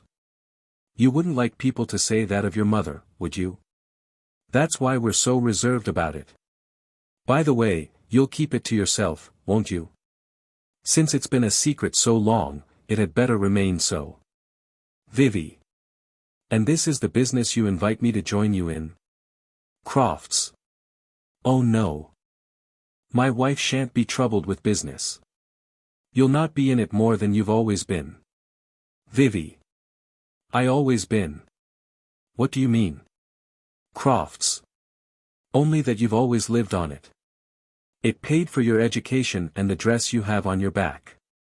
Don't turn up your nose at business, Miss Vivie. Where would your Newnhams and Girtons be without it? Vivie, rising, almost beside herself, take care. I know what this business is. Crofts, starting, with a suppressed oath, who told you? Vivie. Your partner. My mother. Crofts, black with rage, the old. Vivie. Just so. He swallows the epithet and stands for a moment swearing and raging foully to himself. But he knows that his cue is to be sympathetic. He takes refuge in generous indignation. Crofts. She ought to have had more consideration for you. I'd never have told you. Vivie. I think you would probably have told me when we were married, it would have been a convenient weapon to break me in with. Crofts, quite sincerely, I never intended that. On my word as a gentleman I didn't. Vivie wonders at him. Her sense of the irony of his protest cools and braces her. She replies with contemptuous self-possession. Vivie. It does not matter. I suppose you understand that when we leave here today our acquaintance ceases. Crofts. Why? Is it for helping your mother? Vivie. My mother was a very poor woman who had no reasonable choice but to do as she did. You were a rich gentleman, and you did the same for the sake of 35%. You are a pretty common sort of scoundrel, I think. That is my opinion of you. Crofts, after a stare, not at all displeased, and much more at his ease on these frank terms than on their former ceremonious ones, ha. Ha. Ha. Ha. Go it, little missy, go it doesn't hurt me and it amuses you. Why the devil shouldn't I invest my money that way? I take the interest on my capital like other people. I hope you don't think I dirty my own hands with the work. Come. You wouldn't refuse the acquaintance of my mother's cousin the Duke of Belgravia because some of the rents he gets are earned in queer ways. You wouldn't cut the Archbishop of Canterbury, I suppose, because the ecclesiastical commissioners have a few publicans and sinners among their tenants. Do you remember your Crofts scholarship at Newnham? Well, that was founded by my brother the M.P. He gets his 22% out of a factory with 600 girls in it, and not one of them getting wages enough to live on. How d'ye suppose they manage when they have no family to fall back on? Ask your mother. And do you expect me to turn my back on 35% when all the rest are pocketing what they can, like sensible men? No such fool. If you're going to pick and choose your acquaintances on moral principles, you'd better clear out of this country, unless you want to cut yourself out of all decent society. Vivie, conscience-stricken, you might go on to point out that I myself never asked where the money I spent came from. I believe I am just as bad as you. Crofts, greatly reassured, of course you are, and a very good thing too. What harm does it do, after all? Rallying her jocularly, so you don't think me such a scoundrel now you come to think it over. Vivie. I have shared profits with you, and I admitted you just now to the familiarity of knowing what I think of you. Crofts, with serious friendliness, to be sure you did. You won't find me a bad sort, I don't go in for being superfine intellectually, but I've plenty of honest human feeling. And the old Crofts breed comes out in a sort of instinctive hatred of anything low, in which I'm sure you'll sympathize with me. Believe me, Miss Vivie, the world isn't such a bad place as the croakers make out. As long as you don't fly openly in the face of society, society doesn't ask any inconvenient questions, and it makes precious short work of the cads who do. There are no secrets better kept than the secrets everybody guesses. In the class of people I can introduce you to, no lady or gentleman would so far forget themselves as to discuss my business affairs or your mother's. No man can offer you a safer position. Vivie, studying him curiously, I suppose you really think you're getting on famously with me. Crofts. Well, I hope I may flatter myself that you think better of me than you did at first. Vivie, quietly, I hardly find you worth thinking about at all now. When I think of the society that tolerates you, and the laws that protect you. When I think of how helpless 9 out of 10 young girls would be in the hands of you and my mother. The unmentionable woman and her capitalist bully. Crofts, livid, damn you. Vivie. You need not. I feel among the damned already. She raises the latch of the gate to open it and go out. He follows her and puts his hand heavily on the top bar to prevent its opening. Crofts, panting with fury, do you think I'll put up with this from you, you young devil? Vivie, unmoved, be quiet. Someone will answer the bell. Without flinching a step she strikes the bell with the back of her hand. It clangs harshly, and he starts back involuntarily. Almost immediately Frank appears at the porch with his rifle. Frank, with cheerful politeness, will you have the rifle, Viv, or shall I operate? Vivie. Frank, have you been listening? Frank, coming down into the garden, only for the bell, I assure you, so that you shouldn't have to wait. I think I shoot great insight into your character, Crofts. Crofts. For 2 pins I'd take that gun from you and break it across your head. Frank, stalking him cautiously, pray don't. I'm ever so careless in handling firearms. Sure to be a fatal accident, with a reprimand from the coroner's jury for my negligence. Vivie. Put the rifle away, Frank, it's quite unnecessary. Frank. Quite right, Viv. Much more sportsmanlike to catch him in a trap. Crofts, understanding the insult, makes a threatening movement. Crofts, there are 15 cartridges in the magazine here, and I am a dead shot at the present distance and at an object of your size. Crofts. Oh, you needn't be afraid. I'm not going to touch you. Frank. Ever so magnanimous of you under the circumstances. Thank you. Crofts. I'll just tell you this before I go. It may interest you, since you're so fond of one another. Allow me, Mr. Frank, to introduce you to your half-sister, the eldest daughter of the Reverend Samuel Gardner. Miss Vivie, you half-brother. Good morning. He goes out through the gate and along the road. Frank, after a pause of stupefaction, raising the rifle, you'll testify before the coroner that it's an accident, Viv. He takes aim at the retreating figure of Crofts. Vivie seizes the muzzle and pulls it round against her breast. Vivie. Fire now. You may. Frank, dropping his end of the rifle hastily, stop. Take care. She lets it go. It falls on the turf. Oh, you've given your little boy such a turn. Suppose it had gone off. Ugh.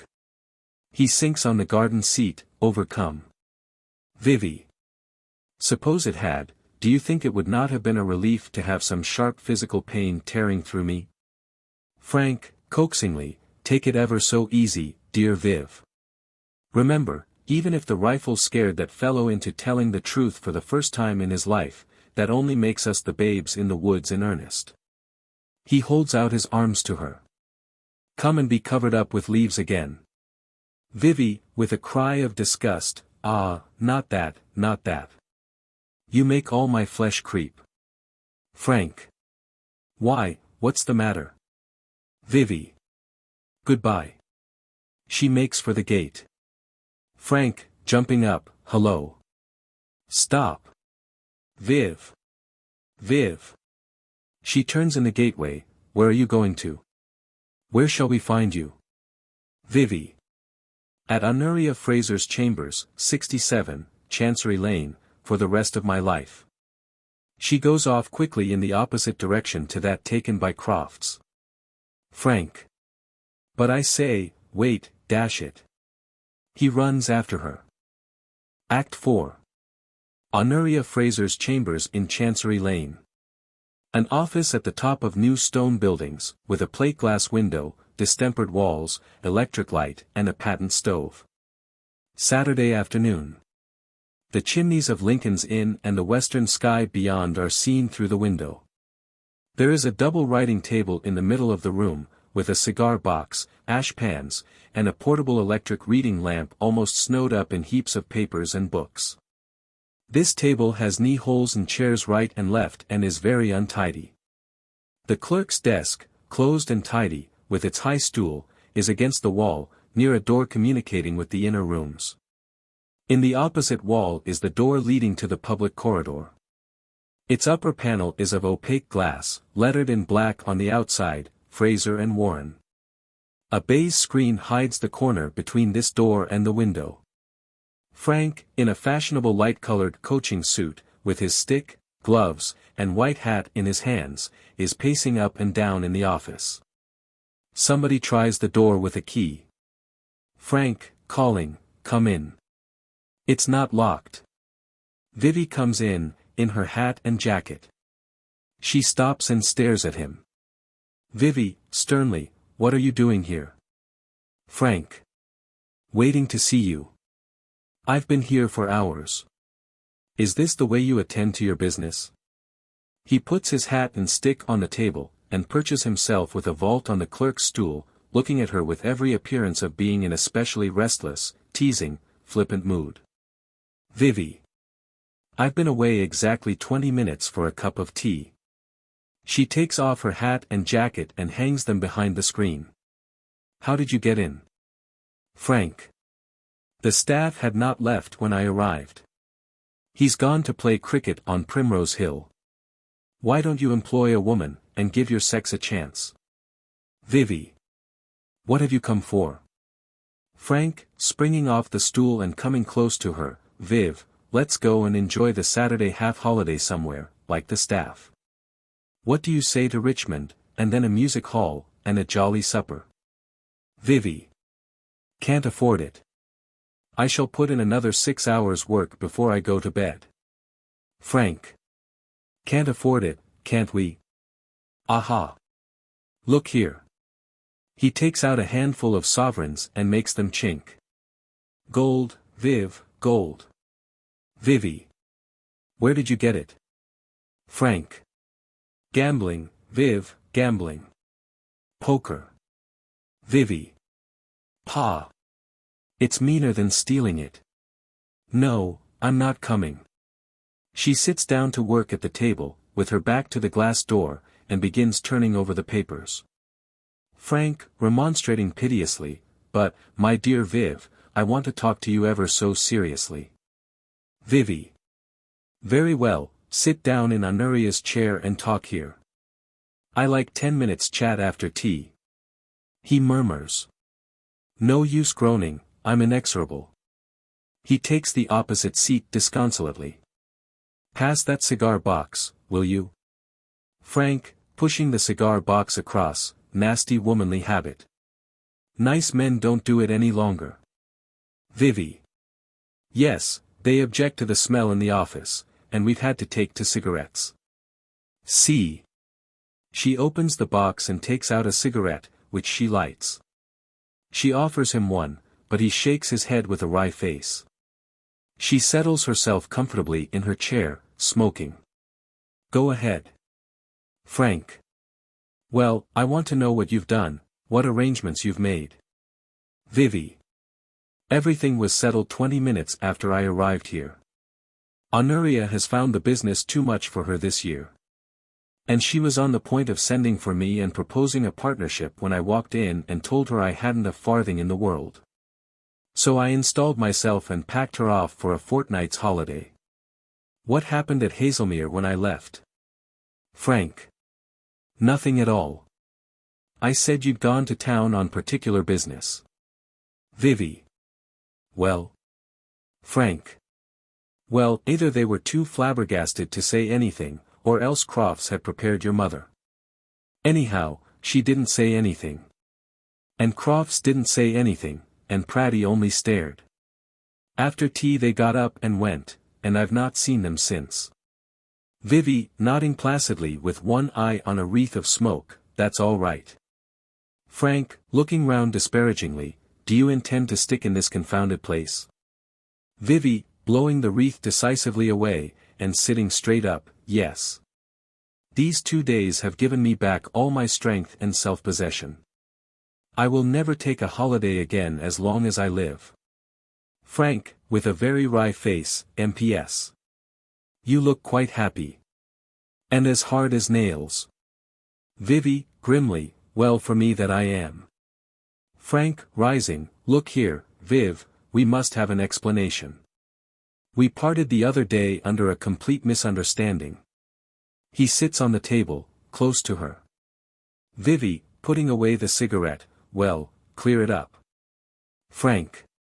You remember what Crofts said? Vivie. Yes. Frank. That revelation was supposed to bring about a complete change in the nature of our feeling for one another. It placed us on the footing of brother and sister. Vivie. Yes. Frank. Have you ever had a brother? Vivie. No. Frank. Then you don't know what being brother and sister feels like. Now I have lots of sisters, and the fraternal feeling is quite familiar to me. I assure you my feeling for you is not the least in the world like it. The girls will go their way. I will go mine, and we shan't care if we never see one another again. That's brother and sister. But as to you, I can't be easy if I have to pass a week without seeing you.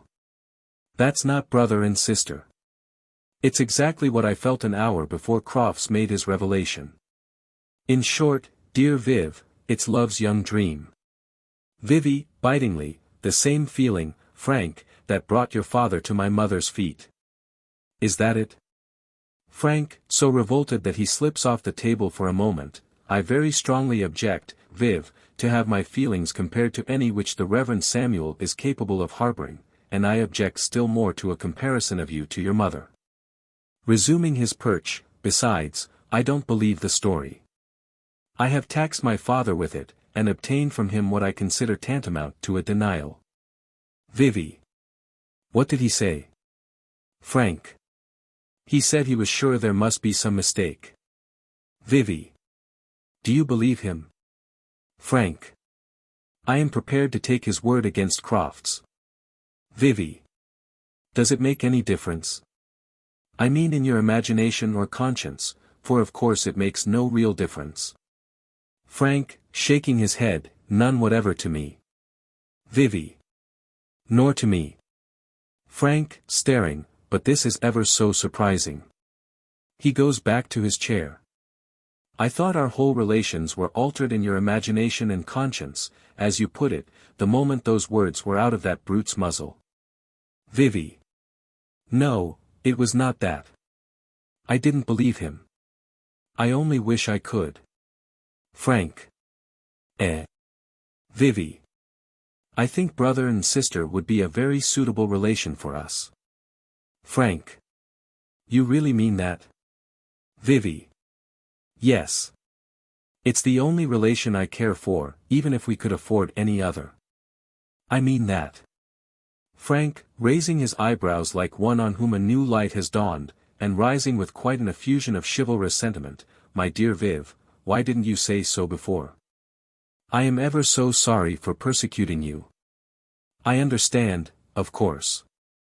Vivie, puzzled, understand what? Frank. Oh, I'm not a fool in the ordinary sense, only in the scriptural sense of doing all the things the wise man declared to be folly, after trying them himself on the most extensive scale. I see I am no longer Vivams's little boy.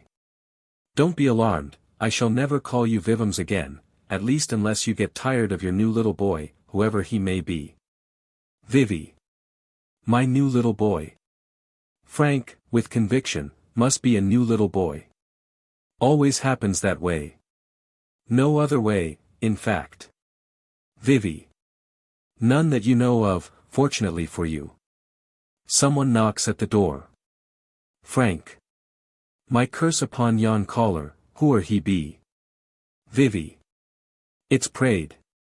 He's going to Italy and wants to say goodbye. I asked him to call this afternoon. Go and let him in. Frank. We can continue our conversation after his departure for Italy. I'll stay him out. He goes to the door and opens it. How are you, Praed? Delighted to see you. Come in. Praed, dressed for traveling, comes in high spirits. Praed. How do you do, Miss Warren? She presses his hand cordially, though a certain sentimentality in his high spirits jars upon her. I start in an hour from Holborn Viaduct. I wish I could persuade you to try Italy. Vivie. What for? Praed. Why, to saturate yourself with beauty and romance, of course. Vivie, with a shudder, turns her chair to the table, as if the work waiting for her there were a support to her. Praed sits opposite to her. Frank places a chair near Vivie, and drops lazily and carelessly into it, talking at her over his shoulder. Frank. No use, Praed. Viv is a little Philistine. She is indifferent to my romance, and insensible to my beauty. Vivie. Mr. Praed, once for all, there is no beauty and no romance in life for me. Life is what it is, and I am prepared to take it as it is. Praed, enthusiastically, you will not say that if you come with me to Verona and on to Venice. You will cry with delight at living in such a beautiful world. Frank. This is most eloquent, Praed. Keep it up. Praed. Oh, I assure you I have cried, I shall cry again, I hope, at 50. At your age, Miss Warren, you would not need to go so far as Verona. Your spirits would absolutely fly up at the mere sight of Ostend. You would be charmed with the gaiety, the vivacity, the happy air of Brussels. Vivie, springing up with an exclamation of loathing, Ack. Praed, rising, what's the matter? Frank, rising, hello, Viv. Vivie, to Praed, with deep reproach, can you find no better example of your beauty and romance than Brussels to talk to me about? Praed, puzzled, of course it's very different from Verona. I don't suggest for a moment that. Vivie, bitterly, probably the beauty and romance come to much the same in both places. Praed, completely sobered and much concerned, my dear Miss Warren, looking inquiringly at Frank, is anything the matter? Frank. She thinks your enthusiasm frivolous, Praed. She's had ever such a serious call. Vivie, sharply, hold your tongue, Frank. Don't be silly. Frank, sitting down, do you call this good manners, Praed? Praed, anxious and considerate, shall I take him away, Miss Warren? I feel sure we have disturbed you at your work. Vivie. Sit down, I'm not ready to go back to work yet. Praed sits. You both think I have an attack of nerves. Not a bit of it. But there are two subjects I want dropped, if you don't mind.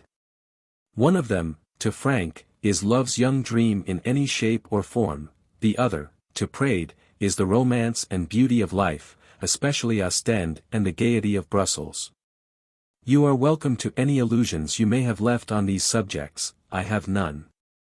If we three are to remain friends, I must be treated as a woman of business, permanently single, to Frank, and permanently unromantic, to Praed. Frank. I also shall remain permanently single until you change your mind. Praed, change the subject. Be eloquent about something else. Praed, diffidently, I'm afraid there's nothing else in the world that I can talk about. The gospel of art is the only one I can preach. I know Miss Warren is a great devotee of the gospel of getting on, but we can't discuss that without hurting your feelings, Frank, since you are determined not to get on. Frank. Oh, don't mind my feelings. Give me some improving advice by all means, it does me ever so much good. Have another try to make a successful man of me, Viv. Come, let's have it all, energy, thrift, foresight, self-respect, character. Don't you hate people who have no character, Viv? Vivie, wincing, oh, stop, stop. Let us have no more of that horrible cant. Mr. Praed, if there are really only those two gospels in the world, we had better all kill ourselves. For the same taint is in both, through and through. Frank, looking critically at her, there is a touch of poetry about you today, Viv, which has hitherto been lacking. Praed, remonstrating, my dear Frank, aren't you a little unsympathetic? Vivie, merciless to herself, no, it's good for me. It keeps me from being sentimental. Frank, bantering her, checks your strong natural propensity that way, don't it? Vivie, almost hysterically, oh yes, go on, don't spare me. I was sentimental for one moment in my life, beautifully sentimental, by moonlight, and now. Frank, quickly, I say, Viv, take care. Don't give yourself away. Vivie. Oh, do you think Mr. Praed does not know all about my mother? Turning on Praed, you had better have told me that morning, Mr. Praed. You are very old-fashioned in your delicacies, after all. Praed. Surely it is you who are a little old-fashioned in your prejudices, Miss Warren. I feel bound to tell you, speaking as an artist, and believing that the most intimate human relationships are far beyond and above the scope of the law, that though I know that your mother is an unmarried woman, I do not respect her the less on that account. I respect her more. Frank, airily, here. Here. Vivie, staring at him, is that all you know? Praed. Certainly that is all. Vivie. Then you neither of you know anything. Your guesses are innocence itself compared with the truth. Praed, rising, startled and indignant, and preserving his politeness with an effort, I hope not. More emphatically, I hope not, Miss Warren. Frank, whistles, phew.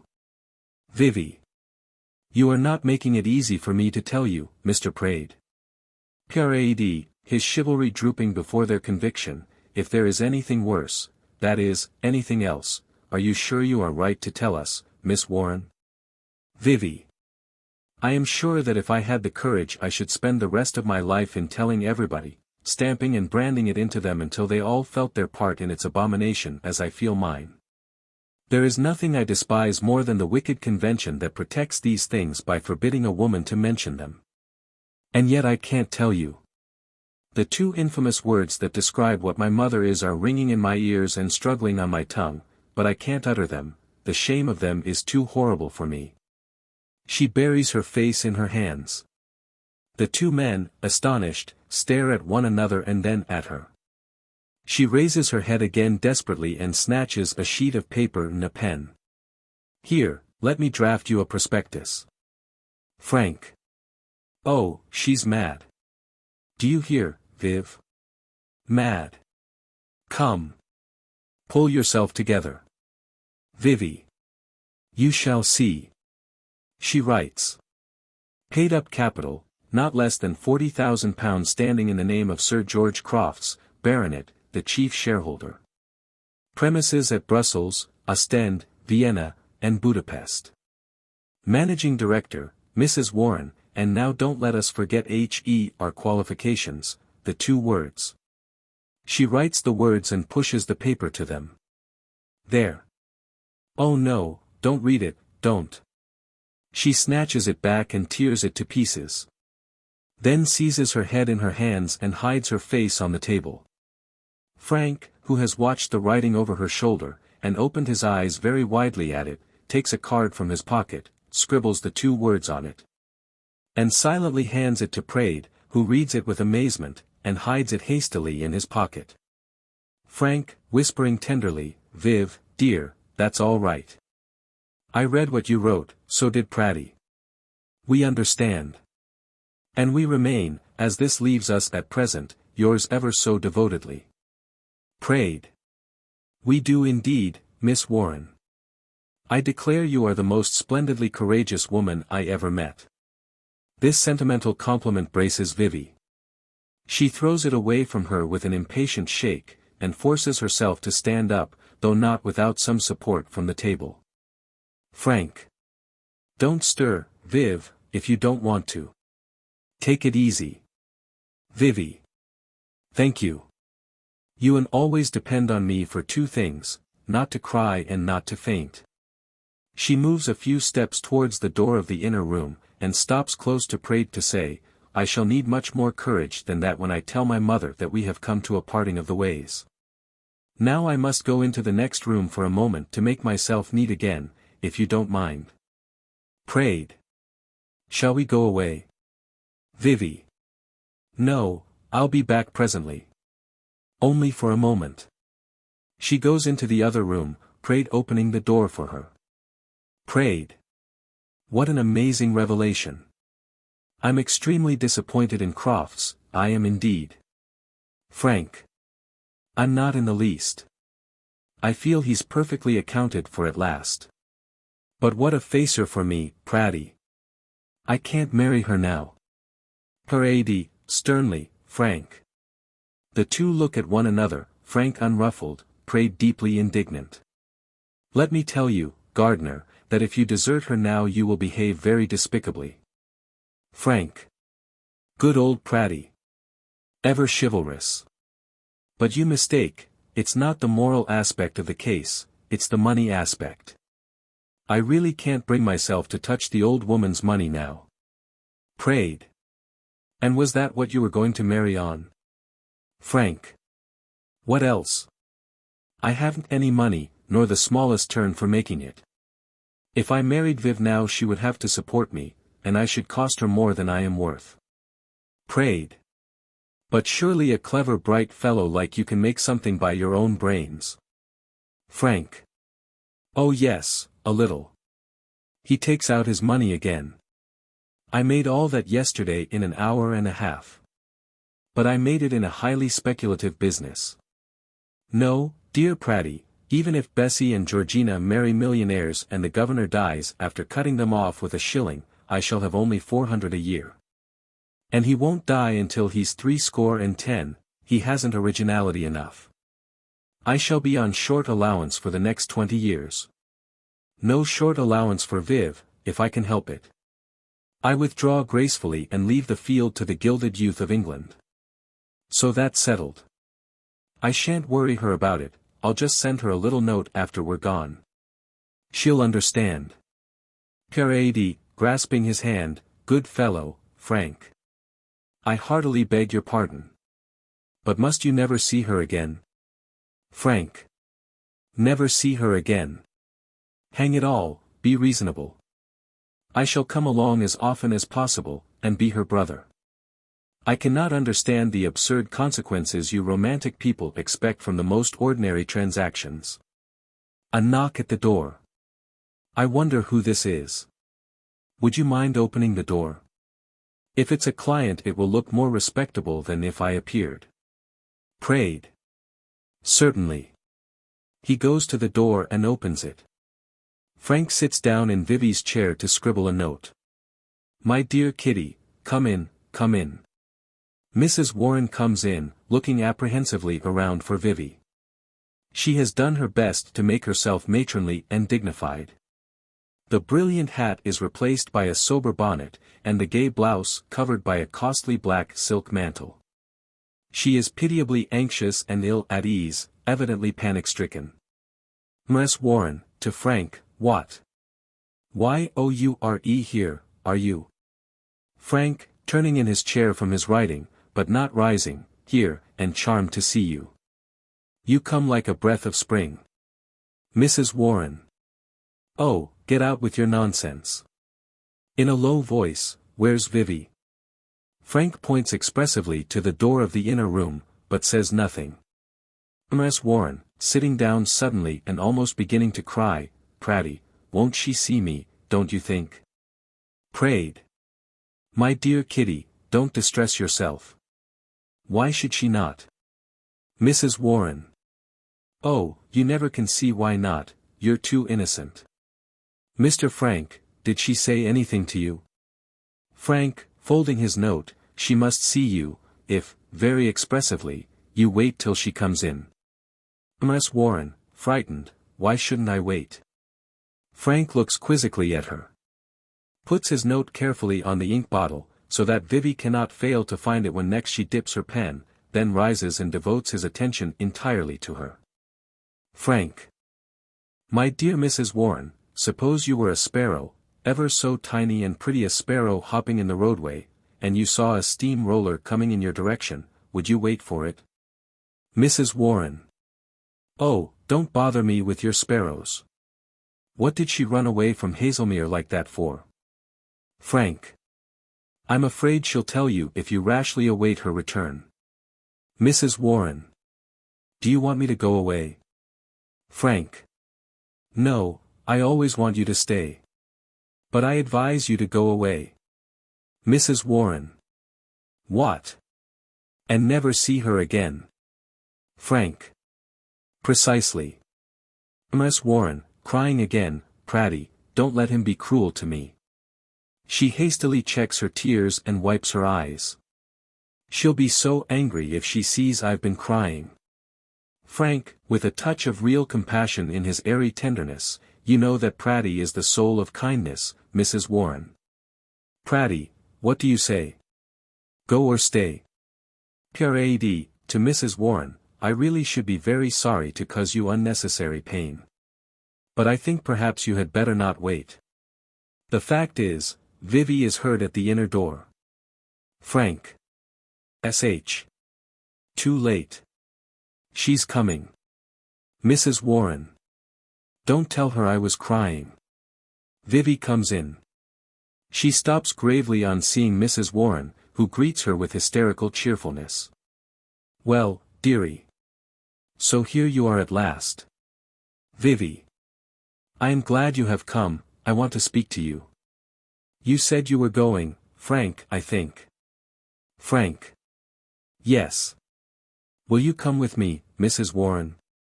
What do you say to a trip to Richmond, and the theatre in the evening? There is safety in Richmond.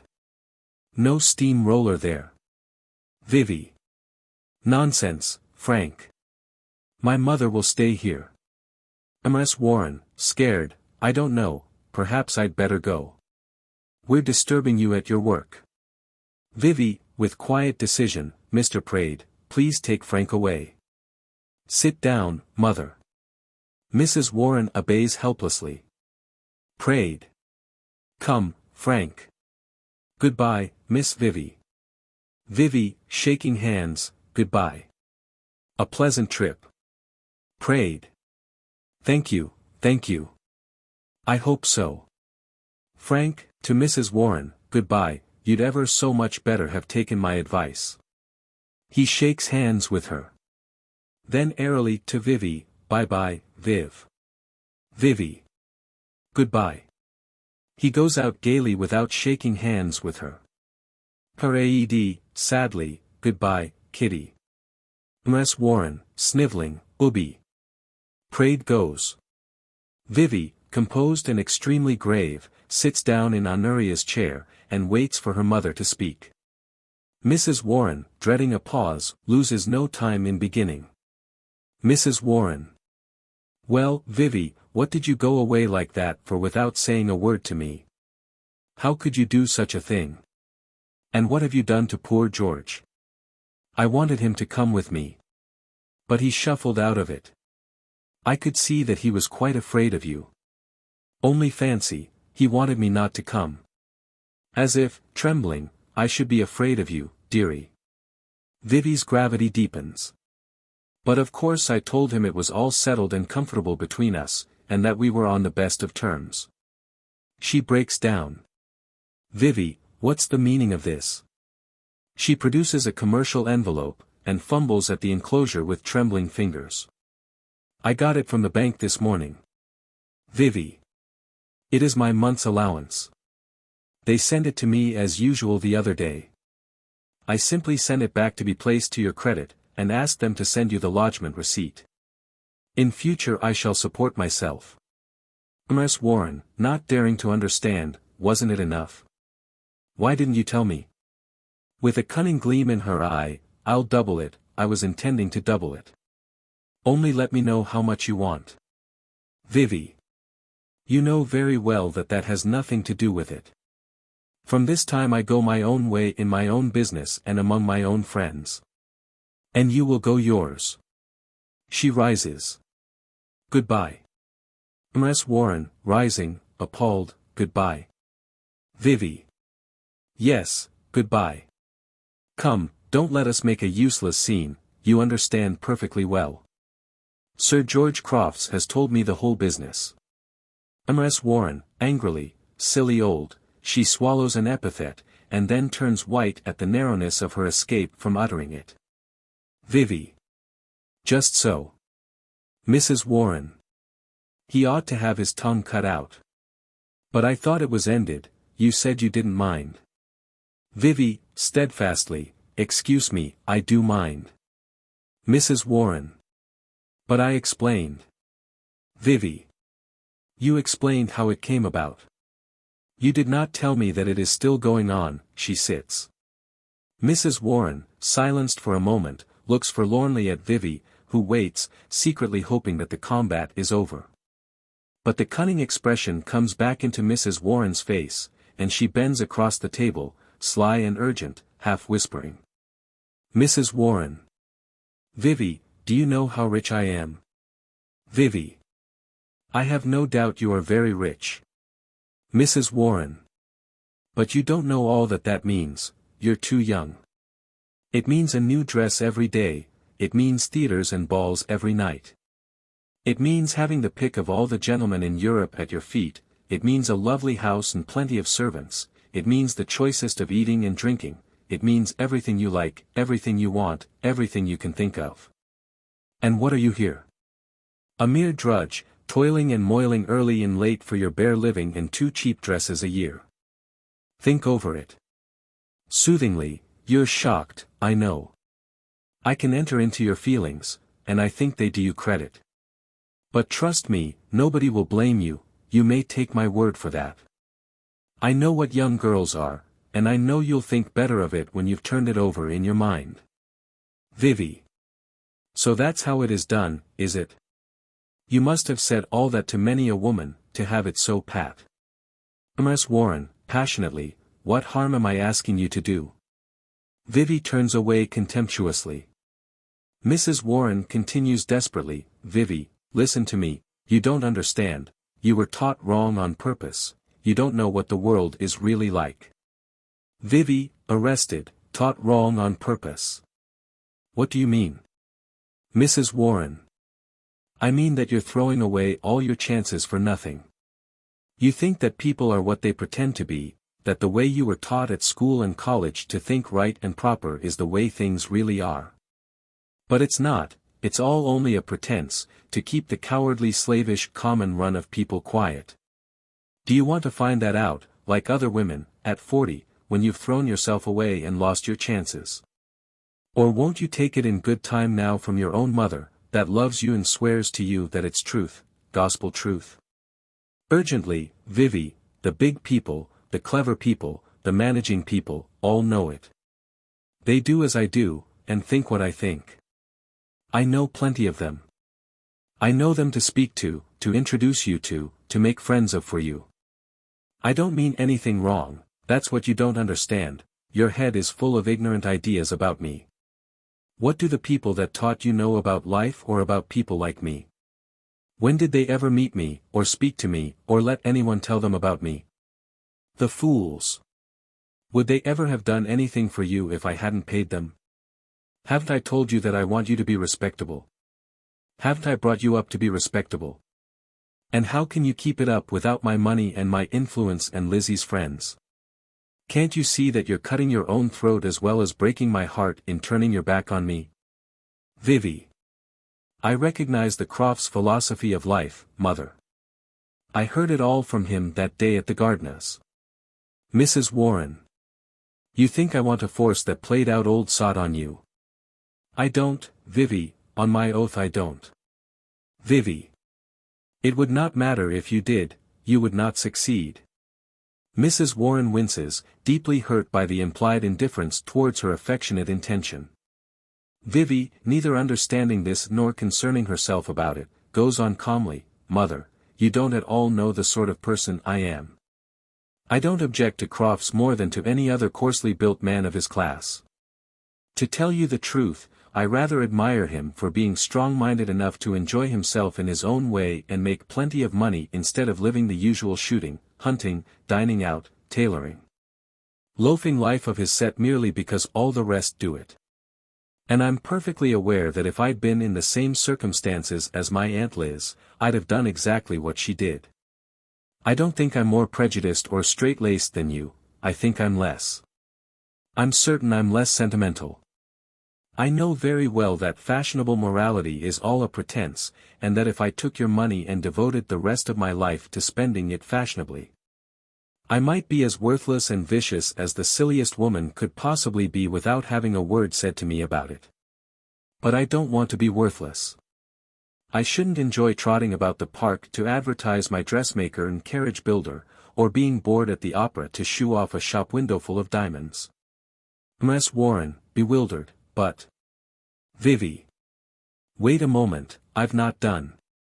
Tell me why you continue your business now that you are independent of it. Your sister, you told me, has left all that behind her. Why don't you do the same? Mrs. Warren. Oh, it's all very easy for Liz, she likes good society, and has the air of being a lady. Imagine me in a cathedral town. Why, the very rooks in the trees would find me out even if I could stand the dullness of it. I must have work and excitement, or I should go melancholy mad. And what else is there for me to do? The life suits me, I'm fit for it and not for anything else. If I didn't do it somebody else would, so I don't do any real harm by it. And then it brings in money, and I like making money. No, it's no use, I can't give it up, not for anybody. But what need you know about it? I'll never mention it. I'll keep Crofts away. I'll not trouble you much, you see I have to be constantly running about from one place to another. You'll be quit of me altogether when I die. Vivie. No, I am my mother's daughter. I am like you, I must have work, and must make more money than I spend. But my work is not your work, and my way is not your way. We must part. It will not make much difference to us, instead of meeting one another for perhaps a few months in 20 years, we shall never meet, that's all. Mrs. Warren, her voice stifled in tears, Vivie, I meant to have been more with you, I did indeed. Vivie. It's no use, mother, I am not to be changed by a few cheap tears and entreaties any more than you are, I dare say. Mrs. Warren, wildly, oh, you call a mother's tears cheap. Vivie. They cost you nothing. And you ask me to give you the peace and quietness of my whole life in exchange for them. What use would my company be to you if you could get it? What have we two in common that could make either of us happy together? Mrs. Warren, lapsing recklessly into her dialect, we're mother and daughter. I want my daughter. I've a right to you. Who is to care for me when I'm old? Plenty of girls have taken to me like daughters and cried at leaving me. But I let them all go because I had you to look forward to. I kept myself lonely for you. You've no right to turn on me now and refuse to do your duty as a daughter. Vivie, jarred and antagonized by the echo of the slums in her mother's voice, my duty as a daughter. I thought we should come to that presently.